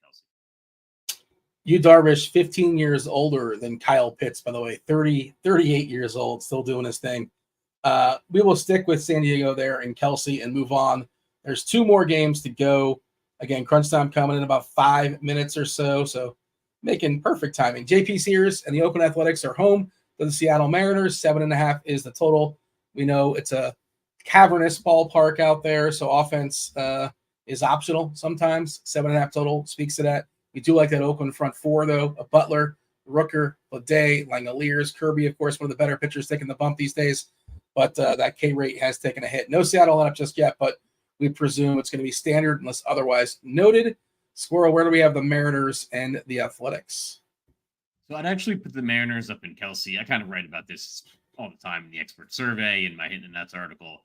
The Mariners are much better on the road than people perceive, just because their home park is such a good pitching park. And then Cal Riley, almost always one of my favorite hitters when he's on the road, just because he's got so much power. ISO, I feel is in 300s on the road and just crossed 100 at home. The other thing is the prices don't adjust for them when they go on the road or versus at home. So Mariners up in Travis Kelce, and then A's, I'm going to keep them in Mark Andrews. Not a big believer in Kirby, but I'm not a big believer in the A's offense either. So I'll keep them in Mark Andrews. Chop, take your victory lap. Just seeing a note here. Boone, the manager for the Yankees, will be creative with the closer role in the short term. I don't know if you saw that, but that to me, it sounds like a demotion to Holmes. We'll see. Luke Weaver is going to be their closer or something. I have no idea. In the meantime, any issues with Squirrel's placements here, Chopper? No, I had Oakland a little bit lower, but they're strong offense. I can live with that. From one cavernous ballpark to the next, to the last one, the 10th game on the board, Arizona, San Fran, game in San Francisco out there on the West Coast. Hayden Birdsong taking on Zach Gallen. Both lineups are out. Again, if you're late, if you missed it, no Christian Walker for Arizona. 7.5 total collectively. Neither team with a 4 total chop. Offense optional. What you say otherwise? Where are we putting the Diamondbacks and the Giants? We're very symmetrical board we're making here, by the way. No pressure. I'm not trying to tell you where to go. Okay, you know what? Building something nice. You told me, Dean. Let's put San Fran in tier 5, okay? Because first of all, the ballpark is going to help Zach Gallen. I truly believe he's going to have a good outing here. So let's put San Fran down there. Now, what we do, unfortunately, I'm not going to be able to finish it off. You can put it in the middle if you really want to. But I really don't. Here's the thing. Yeah, I like it. I like the Arizona stack, even in the ballpark. You guys can, if you want to demote them and do what you want to do with them, that's fine. But I'll say this about Arizona, Dean. This is weird to me because it snuck up on me. Arizona not only leads the MLB in runs per game, like somehow they score more runs per game than anybody, but the gap between them and the Yankees, who are number 2, is bigger than the gap between the Yankees and the number 11 team in baseball. They score that many more runs than the Yankees. Like, how'd that happen? I don't know. That's what I'm saying. Like, they're Corbin Carroll got hot. I think it was part really of it. Solid, top to bottom, all the way through the lineup. I like them, so I had them in tier 2. But you guys can do what you want. Well, Squirrel, that does kind of mess up the symmetry a little bit, but it's up to you. You make the final call here. Where are we putting Arizona? I assume we're sticking San Fran at the bottom. You tell me otherwise. Yeah, I've been working so hard all show and getting a perfectly symmetrical board. Well, you know what? We could remove someone and lower them down. Not doesn't have to be Arizona. We could make a judgment call here. This game's only got a 7.5 point total. So I don't know. If I'm looking at this list, if somebody's got to go, Arizona's got a applied run total under 4 runs. In a good pitching park in San Francisco, I would probably, I'd probably move the Diamondbacks down. Maybe we can move the Diamondbacks down to Mark Andrews and put the Pirates in any rookie tight end. Yeah, why can't you just put Arizona in any rookie tight ends? Or I'm not to tell you what to do, but no, you like Arizona a little bit more? Fair enough. Just trying to, come to consensus. By the way, our guy Kirkwood in chats, he says he's aligned with Chop. D-backs is his minus 130 nuke play tonight. So there you go. We didn't have to get 200 likes out of him, but do continue with that like button. Do subscribe. Do turn on those notifications. We have crunch time coming in momentarily. I'll read the board, and I also want to get Chopper's knockers. I want to get Chopper's BBP suggestion of the day, and Squirrel should have the nut plays as well. Final board, Laporta has 2 teams. Not Arizona. That's Atlanta. The Dodgers, Travis Kelce, KC, Chicago, that's the Cubbies, Detroit, San Diego, Seattle. Right smack in the middle with Mark Andrews, it's St. Louis, Cleveland, the Yankees, the Angels, the Athletics, and the D-backs. Any rookie tight end, that's the Mets, the Red Sox, Colorado, Texas, Pittsburgh, and all the way at the bottom, hanging out with Kyle Pitts' hamstring. It's the Brewers and San Francisco. Chop, give us the knockers and give us the old BBP suggestion of the day. This was a tough one, Dean. This was a tough one, okay? But the BBP suggestion of the day, there really wasn't one particular batter that jumped out into a tier 1, so I can't recommend or suggest anybody. But I will throw this out there as a consolation prize. The Yankees as a team, a little team BVP. Oh. A lot of individuals with solid BVP that I wouldn't recommend individually, but as a stack, maybe that helps you in your stack. Also, the knockers were a little tough, man. I'm not going to lie to you. This was tough. Maybe it's because I'm so deep into football, I'm not paying attention as much. But I'm going to go with KC. I didn't like their stack top to bottom, but there are a couple guys in there I do like, batting back-to-back in the order tonight. Melendez, the lefty against Lively. I like that one. And I'm going to pair him with DeJong, Paul DeJong. Okay, let's go DeJong.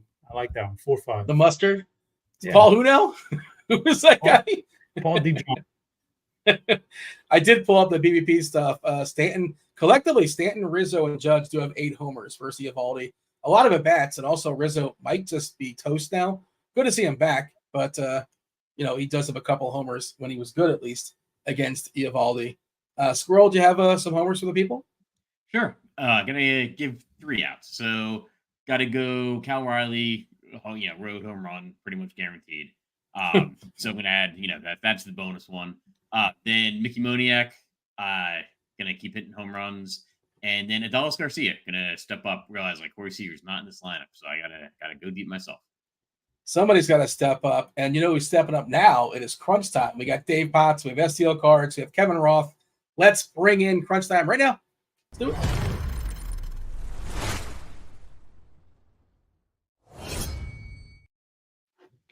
What is up, Rolf? Did I catch a little sorry. Oh, drinking. Okay, so and you're on. Well, maybe you're not on mute. My apologies. My bad. Happy Wednesday. We have Cards. We have Dave. We have Rolf. Yeah, tomorrow night, Rolf, is football. Get excited. Your Giants are still undefeated, so there's still hope. There's still hope. 4 more days. Yeah. And this is it, right? Do or die for Danny Dimes. This is his last hope. No, it's just die. It's just in which way will he die? Okay. Not a lot of optimism there in New York, but you got from a non-football guy. Is Kyle Pitts not good at football? Well, rough day for Kyle Pitts. He's injured again. He's still just 23, Dave. He's 23 years old. He's like Jordan Walker. Like, he's got potential. He looks good in the uniform, but he just isn't quite, he's got a hamstring that popped up. I thought he was good. He's just supposed to be good. He's supposed to be. And last year you could say like his coach might have held him back. The scheme, they were obsessed with running the ball with like Cordell Patterson or whatever. This week he's got a revenge game against the old coach, but I don't know if he's going to play or not. We'll see. Stay tuned. It's still just Wednesday, but he's just been a frustrating. Cards, is that the fair way to describe Pitts? Just a lot of potential and just, hasn't quite got there most of the time. Yeah. I mean, kind of harsh to have him at the very bottom of the board, but who else are you going to put there, I guess? I don't know. But Mark Andrews, I believe, was third. Do you take umbrage with that being a Baltimore? Andrews should be at the bottom. Pitts is way better than Andrews ever was.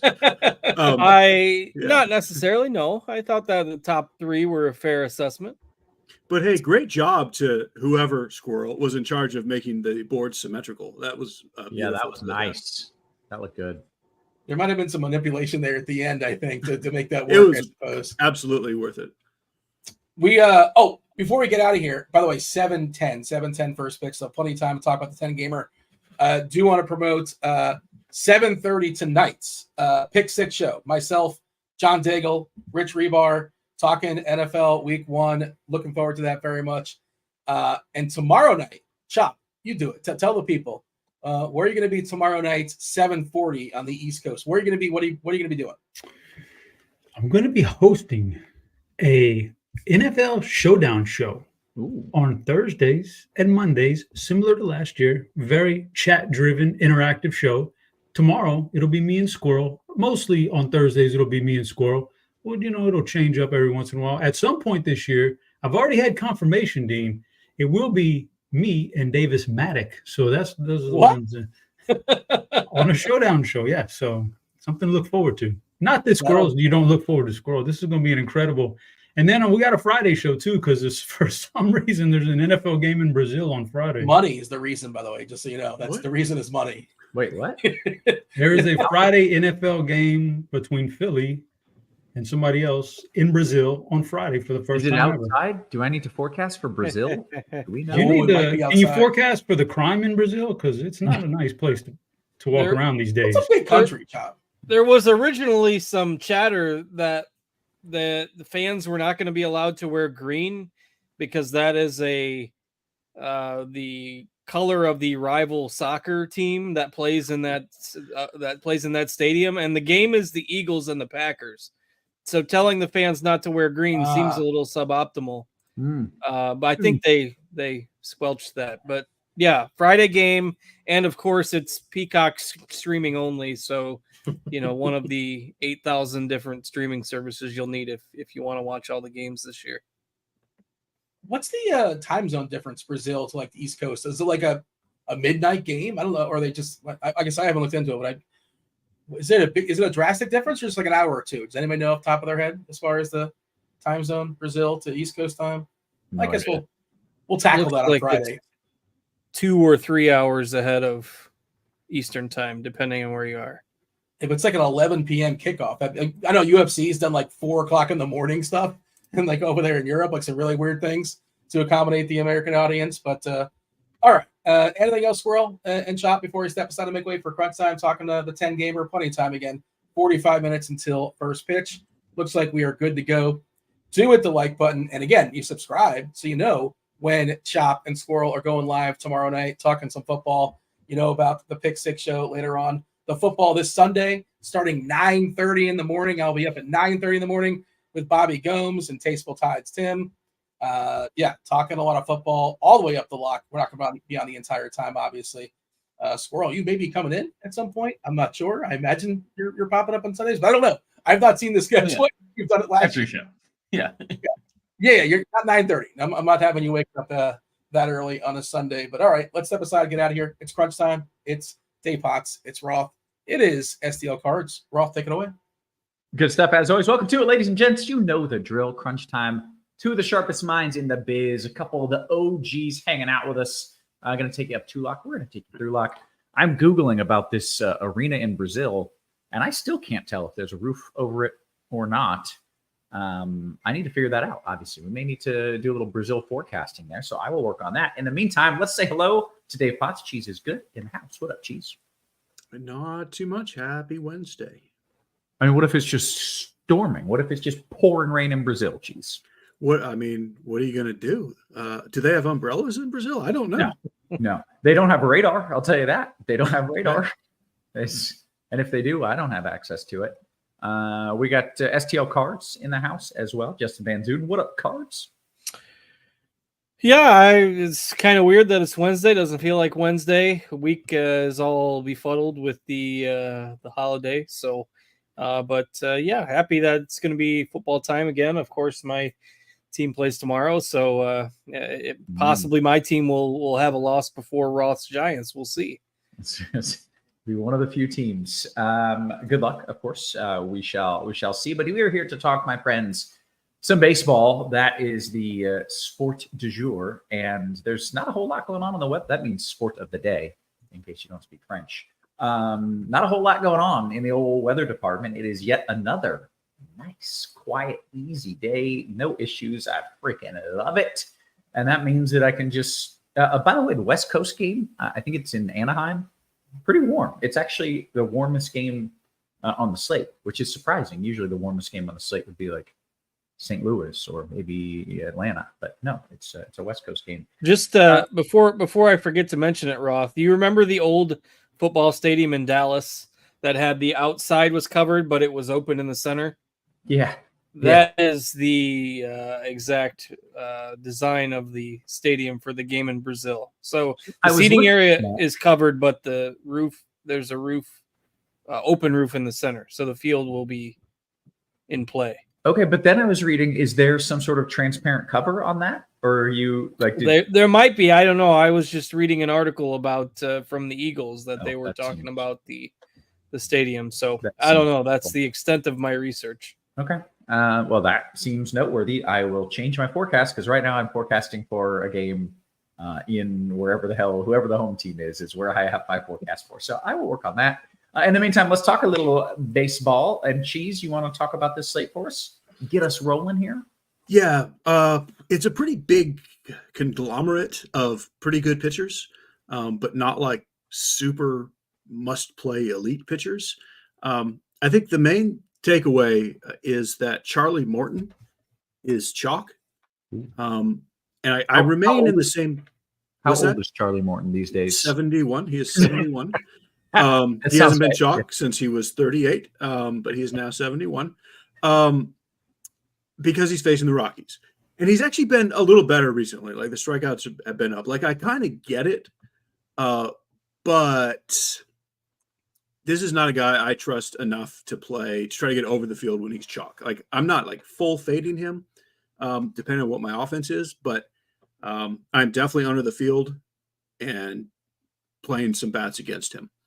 My SP1 is Imanaga. You could put Sonny Gray or George Kirby up there. I have almost no Gray or Kirby, like maybe one or two here or there. I'm mostly just playing Imanaga if I'm spending up. Mm-hmm. I'm playing Zach Gallen ahead of Charlie Morton at essentially the same salary. Gallen's not sneaky either, and Gallen is also not super great and trustable. But at probably half the ownership of Morton, I prefer Gallen. I have no Houck, Eovaldi, Darvish, Lugo. You do what you want to do. I just think that's too many guys with no discount. The thing that's changed a lot since the musings is Marcus Stroman gets a little upgrade with Texas sitting two of their best hitters. So on DK, where Stroman is 66, I think he's the best cheap play now. But I also have some Tyler McGill and just throwing the dart at the unknown Bobby Miller. Bobby Miller looked like himself like 2 starts ago, but then was right back to being just kind of meh. And like then he said his knee hurts, and I'm playing both sides of Bobby Miller and the Angels offense because we don't know. Yeah. But essentially, all the cheap pitchers are just kind of blah, and he's at least potentially good. So that's my pool. Is on DK, Imanaga is my spend up. Gallen over Morton, but playing both in the mid tier. And then Stroman, McGill, and Miller as my cheap guys. On FanDuel, Gray and Kirby are totally priced out of my pool. I mean, you could play a little Gray if you want, but I don't think it's necessary. But it's the same top group, Imanaga, and then a little gap to Gallen and Morton there. And there, you don't really need the salary, but Bobby Miller's only 6,300.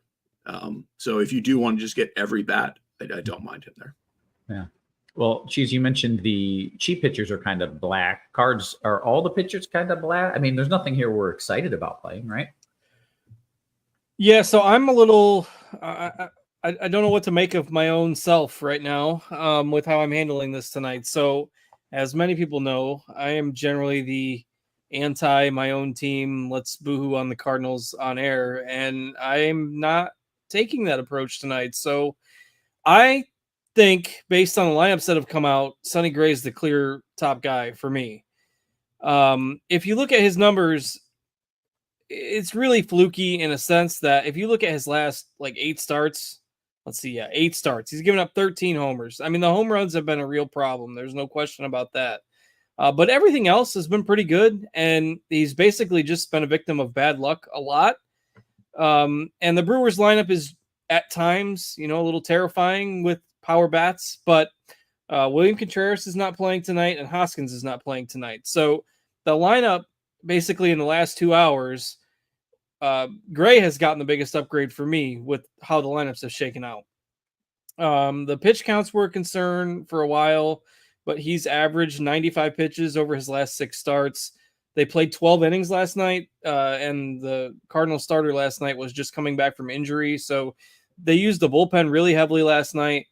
And I like the lineup that he gets for Milwaukee with those couple power guys out tonight. Milwaukee's team total is only 3.9.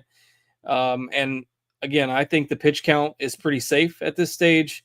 His strikeout prop is 6.5 with juice on the over, basically right there with Morton as the top guy. So if I'm choosing among the top and the guys that aren't going to be owned at the level of Morton, I like Gray over Imanaga. I think Imanaga's fine. But I'll take, again, rarely do this, but I'll take a stand on the Cardinals guy tonight as my top guy. Wow. Okay. Just a homer call. Wearing the red shirt and everything. Yeah, I planned it all out hours ago. How about some of the other guys you're playing, Cards? Yeah, so I'm pretty much in agreement with Cheese on the rest of the stuff. I think, going to underweight stance on Morton at that ownership just makes sense. 40% is just tough to stomach in GPPs. Like if I'm going for a chalkier guy in there, I'll take Gallen in the good park upgrade for him in San Francisco tonight as well. That's really it for me as far as the spend up guys. Gray, Imanaga, Gallen, if you want to consider him in that. If you're going cheaper, the GPP darts like Bobby Miller, Domingo Germán, if you really, really want to take a shot, but I don't think the pitches are going to be there, so I'm out on him. So Bobby Miller, a little Tyler McGill. I think you can sprinkle in Birdsong as well. You're basically hoping that he doesn't walk 6 guys, but he is 6K on DraftKings. Like if you're trying to fit all the bats, I don't think that's a terrible play for 6K. So I've sprinkled him in as well, but probably wouldn't get there if you're only doing like 1 to 3 lineups. Okay, good stuff. Cards, let's talk about the bats and the stacks. We did get a question about JP Sears. Any interest there, Cards? Cheese is the Sears whisperer, so I'll defer to him on that one. Yeah, officially he did sneak into my, because he's priced right between the Gallon Morton and the cheaper guys. Mm-hmm. And so basically, if I have the lineup that I can't quite get up to Gallon or Morton ahead of him, such a small salary gap that in most lineups I can just spend up. And that's where I would rather just play the Morton chalk than Sears. But yes, officially I do have some JP Sears. He's fine. Okay. If it all works out just in that perfect little salary range, that's where you're yeah. Okay. That works. Cards, let's talk about the bats and the stacks. What are we doing here? Yeah, probably some pretty clear dividing lines tonight.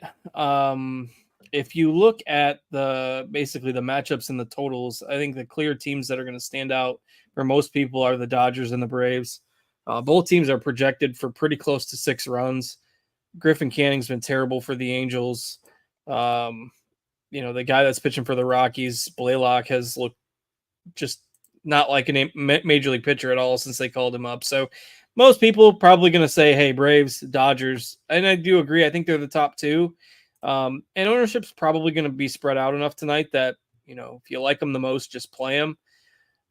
Based on where we have them now, we have the Dodgers a little more popular on the whole. Assuming that lands, I'll probably be underweight them a little bit and overweight the Braves a little bit. From there, I think it's fairly jumbled. The Cubs have a notably high total as well, despite decent pitching weather there. So I think they could be maybe considered a little bit sneakier despite that high total. We don't have any of their hitters in the double digits as far as projected ownership. I kind of like the Royals as well, and then the Guardians against Lugo as maybe a YOLO stack. Okay, Cheese, your thoughts in the old stack department? Yeah, like everyone's going to have the same top 2. I do think the Dodgers will be the more popular. I like them enough more that's who I'm playing the most of anyway. But yeah, Dodgers and Braves kind of tier their own. After that, I agree with Cards. It's jumbled, but my 2 favorites are the Padres and the Diamondbacks, followed by the Cubs. That's my main group. Everything else is kind of sprinkled in because it is so jumbled. But yeah, officially Dodgers and Braves, and then D-backs, Padres, Cubs. Okay. I think with that, we can go around the horn, talk position by position, and just kind of going through here. Dean pointing out no Will Smith in the Dodgers lineup for what it's worth. Geez. I was kind of thinking that was possible, so I didn't actually have a bunch of him in my stacks, just in case that happened. But it does give you another cheap bet in there. And it also probably, sadly, makes Cal Raleigh more popular because it's on TK, it's a $300 drop from Smith to Raleigh, and if you don't want to rebuild your lineups, that's just the swap. That's annoying. Raleigh is my favorite guy. Yeah. I like Mitch Garver as well for Seattle for savings. Darno, I think I'm just playing in Brave stacks, although he's fine on his own. I would rather play Sal Perez if for some reason I'm sitting on salary. But assuming I'm not sitting on salary, I think it's a reasonable day to do the old just play a cheap guy in your stack kind of thing. Because unless Raleigh hits 2 home runs, which he probably will, you're probably not getting beat by a catcher. So that's how I feel about that. Okay. Also, just fantastic transition into catcher. I didn't even say, what are your thoughts, catcher? You just did it. You just took it and ran with it. That was it's good stuff. You're a pro, Cheese. You're a pro. Yeah, I am. You led me into it without even saying it. I didn't even know. I didn't even know it was a segue, but it happened. Cards, what are you doing in catcher here? Cheese rightfully pointing out Cal Raleigh is hitting 2 bombs, probably 1 from each side of the plate. You going to play him? Yeah, I mean, I think your pool has to be pretty narrow here. There are 10 catchers batting 9th tonight, so your options for guys not hitting 9th are basically the top 12, 10 or 12 priced guys. There are a couple teams that have 2 catcher eligible guys. So it's just not all that exciting. Like the Angels lineup wasn't out last time I looked, but if Ohapi's in there, you could play him for power. Ivan Herrera, I don't hate for the Cardinals hitting 6 tonight. He's only 3,500 on DK. He can hit.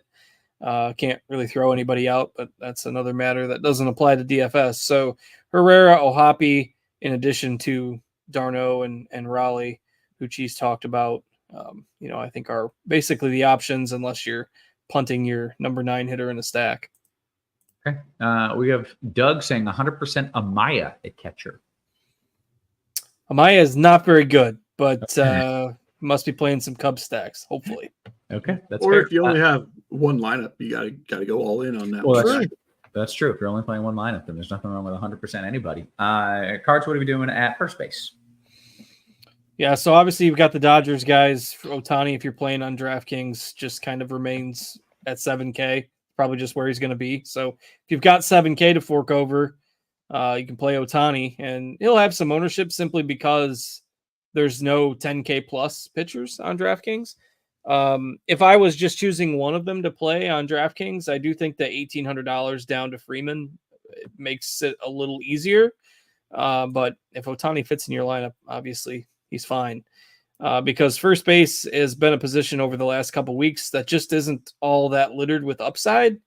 So to me, either you're playing Matt Olson or Freeman or Ohtani on DraftKings. And if you're not doing that, you're basically all the way down into the 3Ks or even the 2Ks. I mean, somebody like Manzardo for Cleveland at 2,700, I think is viable as a punt.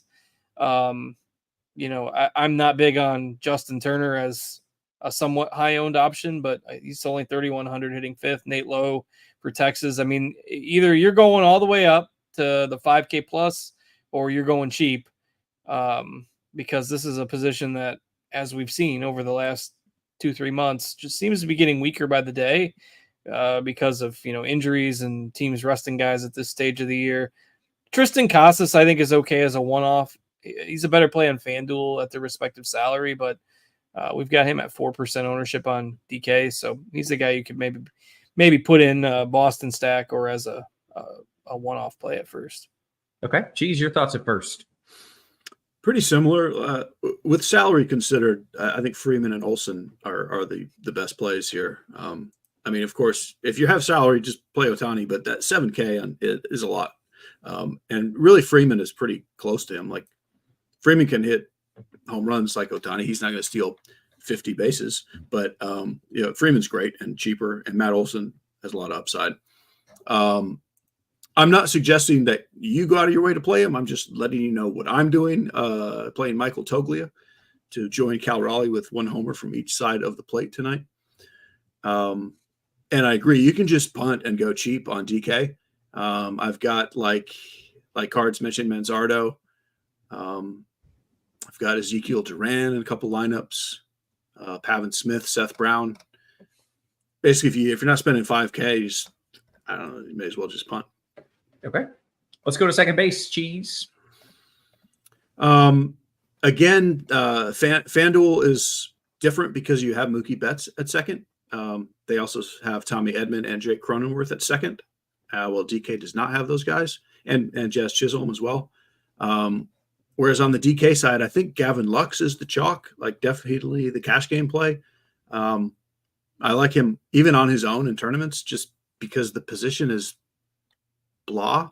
I've got some Michael Massey and Andres Jimenez, but I don't know. I don't really like them per se. I'd rather just play Lux a little cheaper.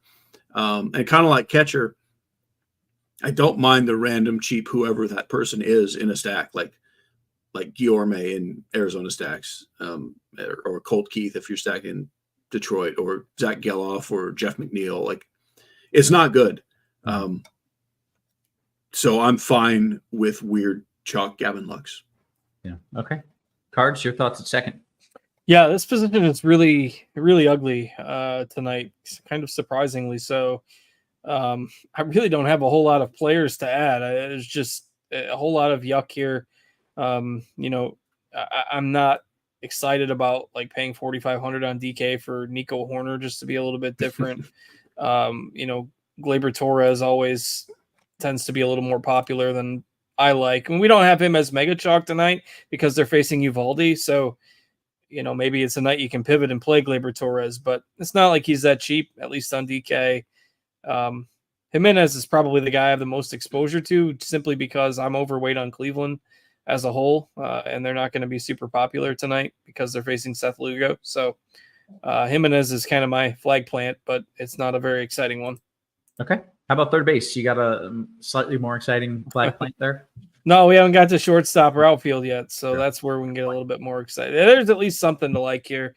I think Devers will be the most popular spend up, again, for the reasons I just described with me being overweight Cleveland. I like Jose Ramirez over Devers in GPPs. Don't love that Max Muncy's hitting 7th, but certainly power upside there against Canning, so he's fine. Josh Young and Paul DeYoung, I think, are solid kind of middle-priced options. Probably not going all the way down like into the super punt range at third base because you probably don't need to get all the way down there. I like Jazz Chisholm a good bit in GPPs as well. He'll be position shifty depending on where you're playing, but he's really pricey on DraftKings, so that will keep him super low owned against a good pitcher. But he is hitting cleanup tonight. So, okay, Cheese, your thoughts at third? Yeah, very good position. I certainly like Jose Ramirez and Devers, but I'm not really getting up there much because I like Muncy and Manny Machado pretty much as much, and they're cheaper. So most of my pool outside of stacks is Muncy and Machado. I've got a little Suarez as well, and that's really it. Okay, then take me to short.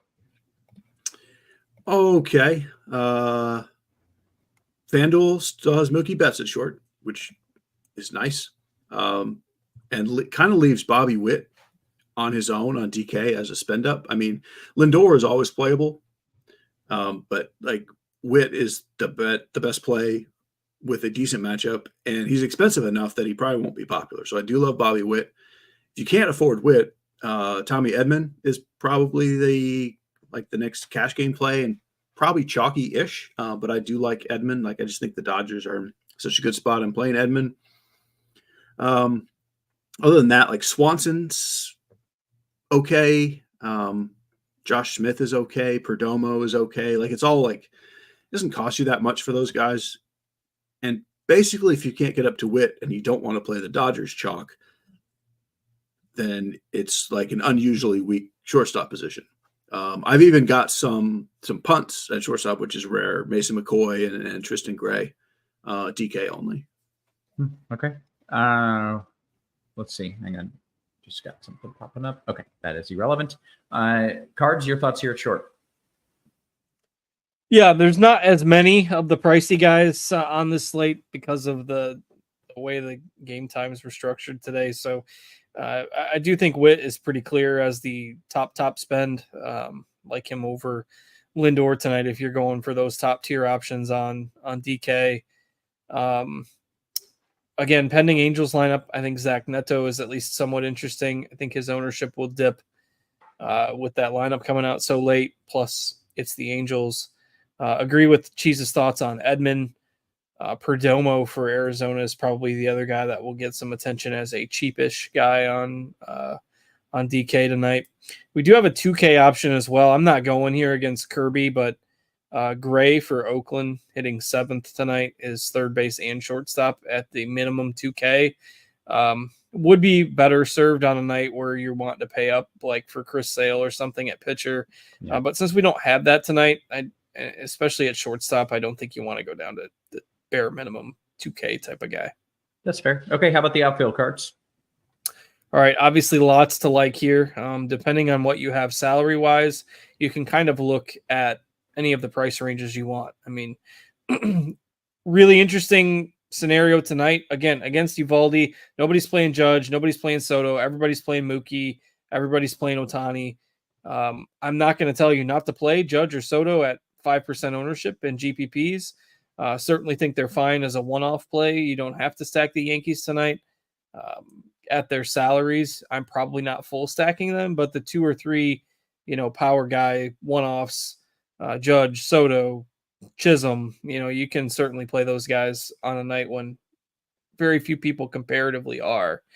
Ozuna, another guy I like on the high end. Don't have him projected for a ton of ownership tonight. If you like Arizona, I'm a little lower on Arizona than some, but I understand the logic because Birdsong walks so many guys. So Carroll in that leadoff spot, I wouldn't argue with anybody wanting to play him. Teoscar, again, another Dodger. You can play all those Dodger guys. So those are kind of your spendy options in the outfield tonight.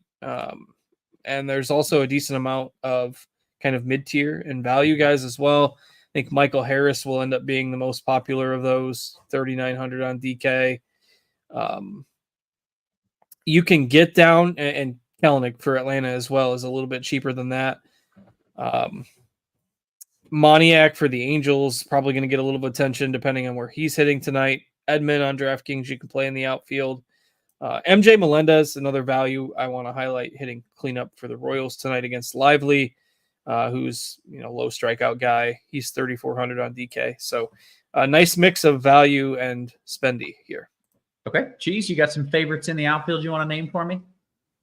Yep. I mean, most of them are going to be the same as Card just said. Like the mid-tier chalk that I like is Harris, Kelenic, and Melendez. I think those guys are all just fine to throw in a lineup if that's where your salary is. And at the high end, yeah, it's weird how low owned Judge and Soto will be. But I'm still playing mostly Ohtani and Betts ahead of them.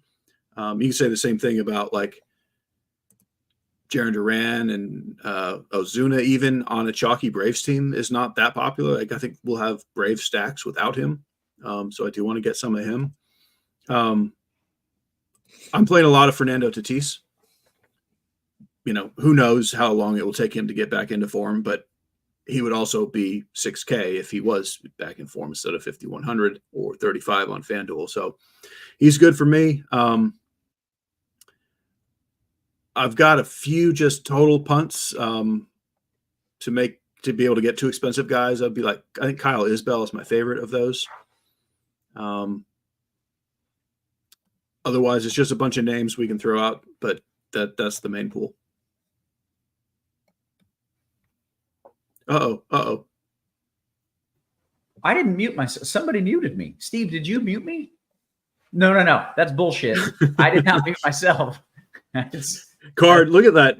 Card says confirm that I did not mute you. That was muting yourself. I don't have the ability. I don't have the power. Dave and Cards can't do it. This is BS. Steve muted me. You don't know what I can do. I didn't even have my hands anywhere near the computer. How do I mute myself? It's not even possible. I don't. All right, maybe it was me. The people want some home run calls. Jeez, that's what they want. What are we going to do? Do they? So I'll stay away from the mega chalk just because it's kind of obvious, and I will give you Michael Toglia, who I mentioned before, and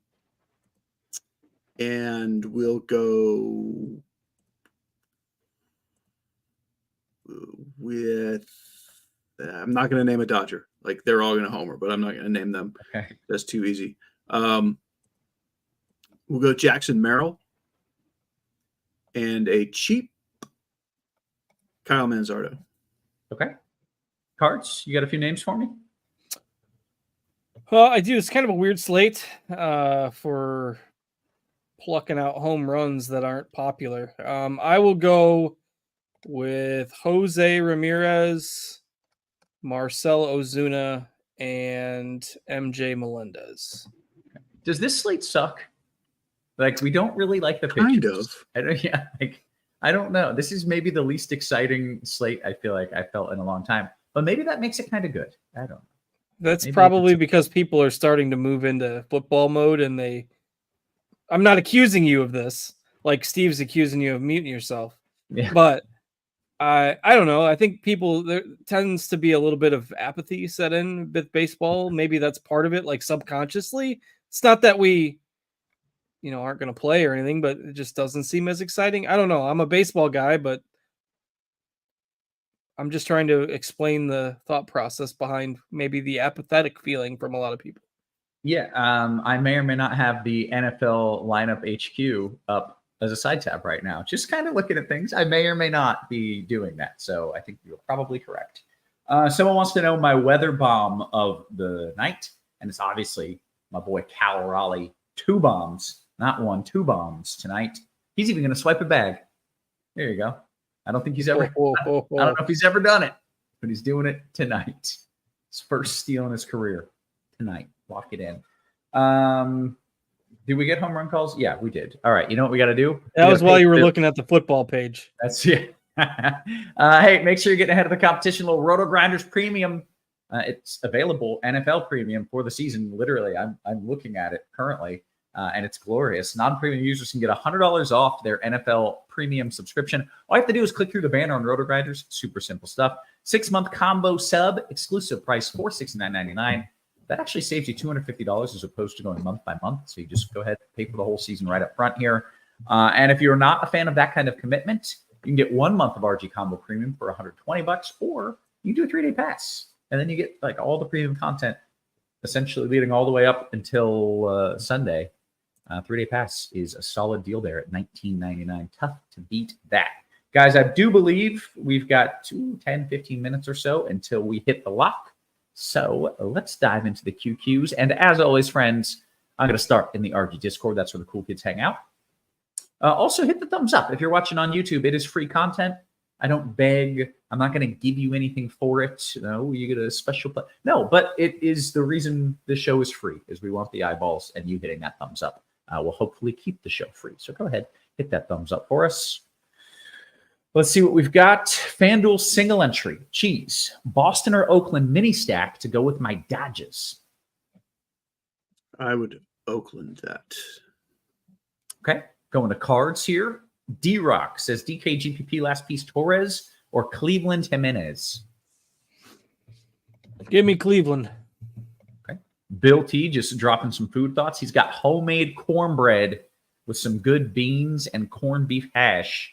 Homemade cornbread is like good cornbread is really, really elite. So enjoy that, Bill. I'm jealous. Cornbread is very polarizing is not the right word, but like you can get a couple different cornbreads and one is just repulsive and one is really good. 100%. Really good. If it's not good, I don't even want to eat it. Like I don't want to waste the space in my stomach for like average cornbread. You need that to be amazing cornbread, and then it is worth every damn bite. What else do we have here? FanDuel Cash cards coming to you. Olsen Peterson or Tatis McCarthy? Give me the first one. Okay. Cheese. DK Cash. He says, I'm a fish, and I'm playing Morton. Who is my SP2? For me, it would be Imanaga. Okay. Cheese, right back to you. FanDuel MME contest. Oh, I was thinking MMA. I was like, are we talking? We're talking mixed martial arts. MME. I get it. All right. Sorry. I could answer either one. Yeah. Suarez or Perez, Cheese. And do you think it's okay to stack without Ohtani in lineups with Shota? Yeah, I think it's almost probably good to stack without Ohtani because then you get the best team without the mega chalk. So yes to that. Suarez or Perez. I mean, I really do like them both. I would lean Perez, I think. Okay. Razzle Dazzle coming over to you here. Cards. DK single entry. Besides Harris, your favorite outfielder 4,100 and below. Dudes like Lede, Melendez, Abreu, other. I mean, I like Melendez, particularly if you can do something with like the $700. Edmund, if you're not playing him at short, would also qualify. I don't like anybody really that's like right at 4K. So I'd be inclined to save a little bit. And if that helps you upgrade somewhere else, then that's even better. Okay, great. Cards right back to you. Your thoughts on using Sears and Miguel in a DK GPP large field and then loading up on Dodgers and Braves bats. Can I do it? And do you think it could be chalky? Yeah, I was going to say, I don't think that's as sneaky as a lot of people might think it would be. Sounds like that person asking the question kind of agrees with that because with the nature of the pricing tonight, if you're playing those two pitchers together, there's only a certain number of offenses you can stack and make it make sense. One of those would be the Yankees, who nobody wants to play tonight, relatively speaking. So the Dodgers-Braves combo stack with the cheap pitchers is going to be somewhat popular, even though the pitchers aren't going to be popular themselves, if that makes sense. It does. The way to make that work, I think, is to keep one of those chalky stacks and get like 3 of those power guys from the Yankees with it. I like that tonight. Okay, good stuff. Cheese, I'm coming to you.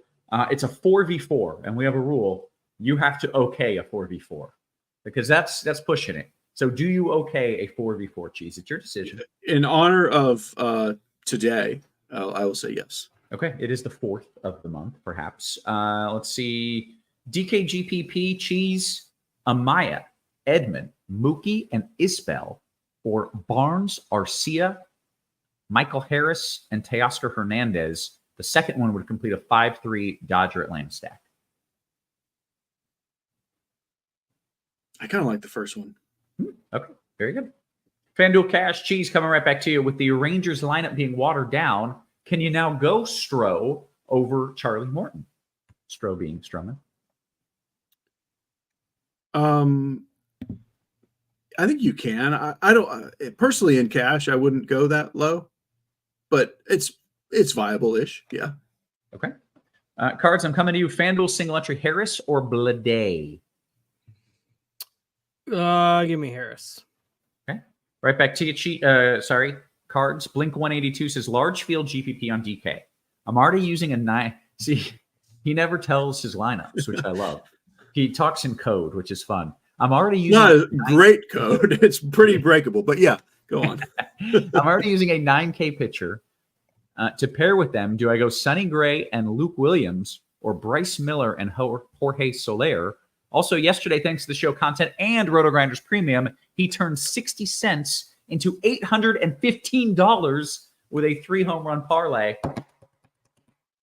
That's a hell of a return. That good job. Pretty good. That's worth a blinking avatar. Yeah. Yep, that's why he's got the crown on his avatar, because he does stuff like that. So, Card, the question was, he's got a 9K pitcher, pair with Sonny Gray and Luke Williams or Bryce Miller and Jorge Soler. Yeah, I mean, I'm on the Sonny Gray bandwagon tonight until it breaks. So if it breaks, I'll be crying in my soup later, but give me Gray and a cheapie. I mean, does he mean someone to hit 3 home runs, or does he mean 3 different people? 3 different people. Okay. Yeah. That's a hell of a return for just 3 home runs. If they were all good odd, like they must have been all random. Sneaky.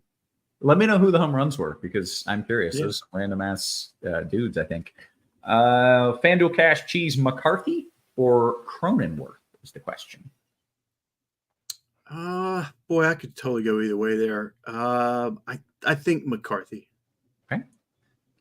Is Morton getting funnel caked, Cheese?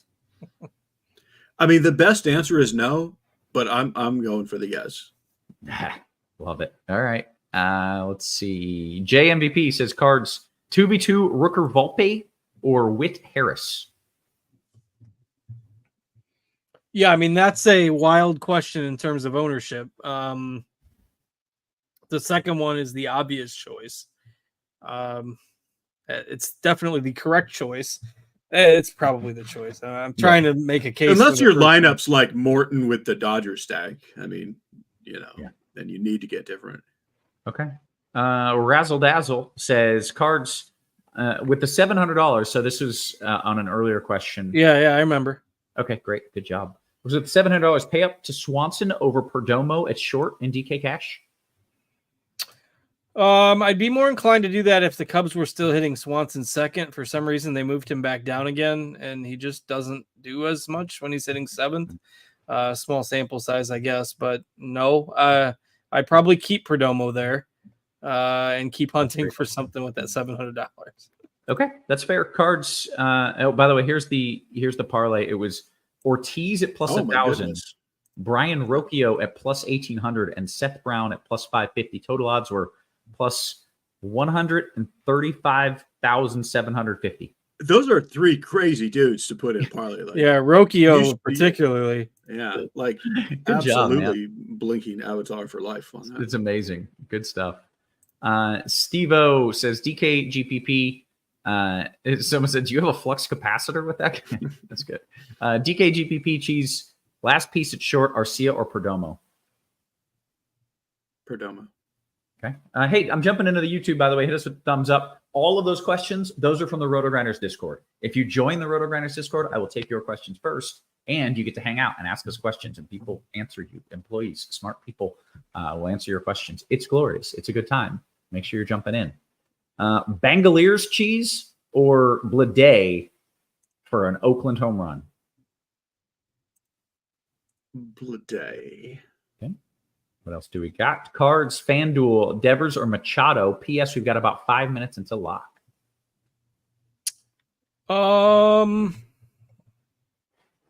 Yeah, Machado by a nose. Okay. Flying Armbar says cards, Paredes or Rizzo. Last piece on FanDuel. Thank you. I presume that's a tournament question. I would probably go Rizzo. Okay. Cheese Ron says, is Moniak playing? I need a cheapie in the outfield. Is he playing? And do you like him? Someone just posted the lineup, and yes. Yeah. And yeah, I think literally he's just one of the best cheap power sources. Yeah. Okay. Let's go to Enfant, who says, Cheese, is Imanaga a good pitcher in a FanDuel GPP? It allows me to get Ohtani. Yeah, I mean, he's my SP1. Ooh, baby. Okay. Very good. Cards, Butler or Ward, and then it's the emoji of the mind exploding here. Butler or Ward cards? I think I would go Ward.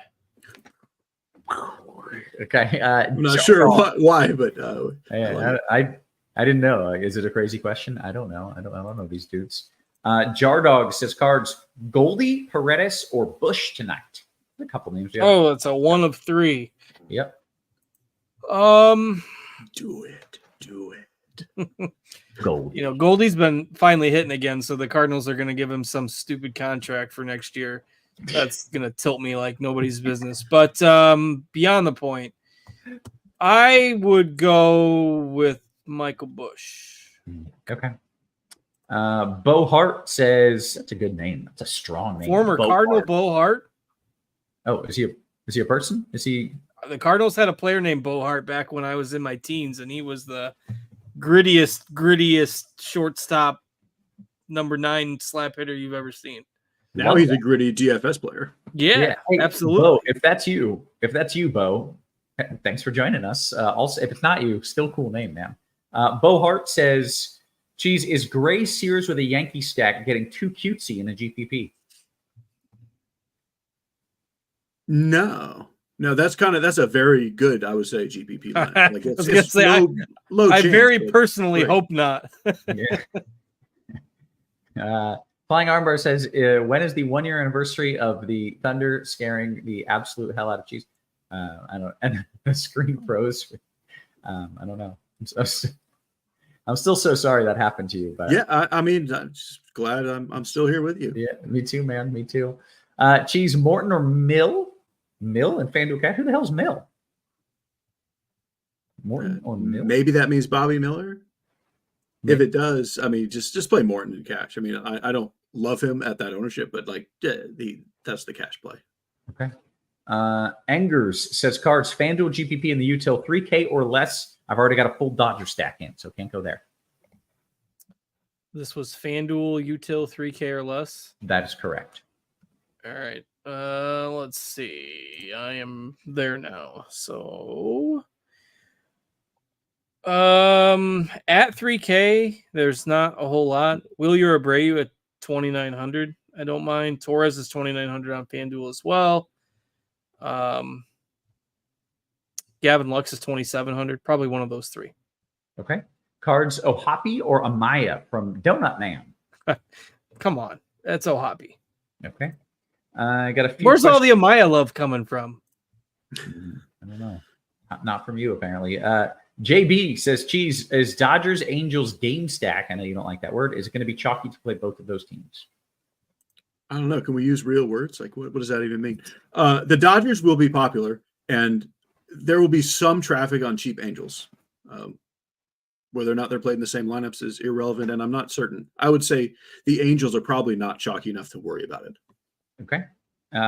Shout out to Jay Sams, who does not have a question as we approach lock here, but says, you know what? Let's get a couple questions. Cheese, Duran or Ozuna one-off on FanDuel? Ozuna. Okay, that was actually the only question I hadn't gotten to. Jay Sam says, hey, I didn't get a chance to take down a GPP this season yet, but I really enjoy the show every day, especially when cheese and carbs are on. Any issues I have in life are forgotten when I'm tuned in. Thank you a lot. He says, you too, Kevin. Thank you, man. We appreciate that. Thanks for hanging out with us, 5+ months into the season, still grinding, still getting it done. And the OGs, they've been doing it for 30 years apiece. Maybe 40, maybe 50. Still grinding. Yeah, the people that are still listening to us, they've put up with us long enough that we've been doing it as long as Charlie Morton, basically. Yeah. It's a hardy battle. That's the note that we end the show on right there. Good stuff as always, guys. For cards, for cheese, for our wonderful production crew, always working hard behind the scenes, occasionally accusing me of muting myself when they actually muted me. We appreciate you. We love you. And we will catch you tomorrow. You have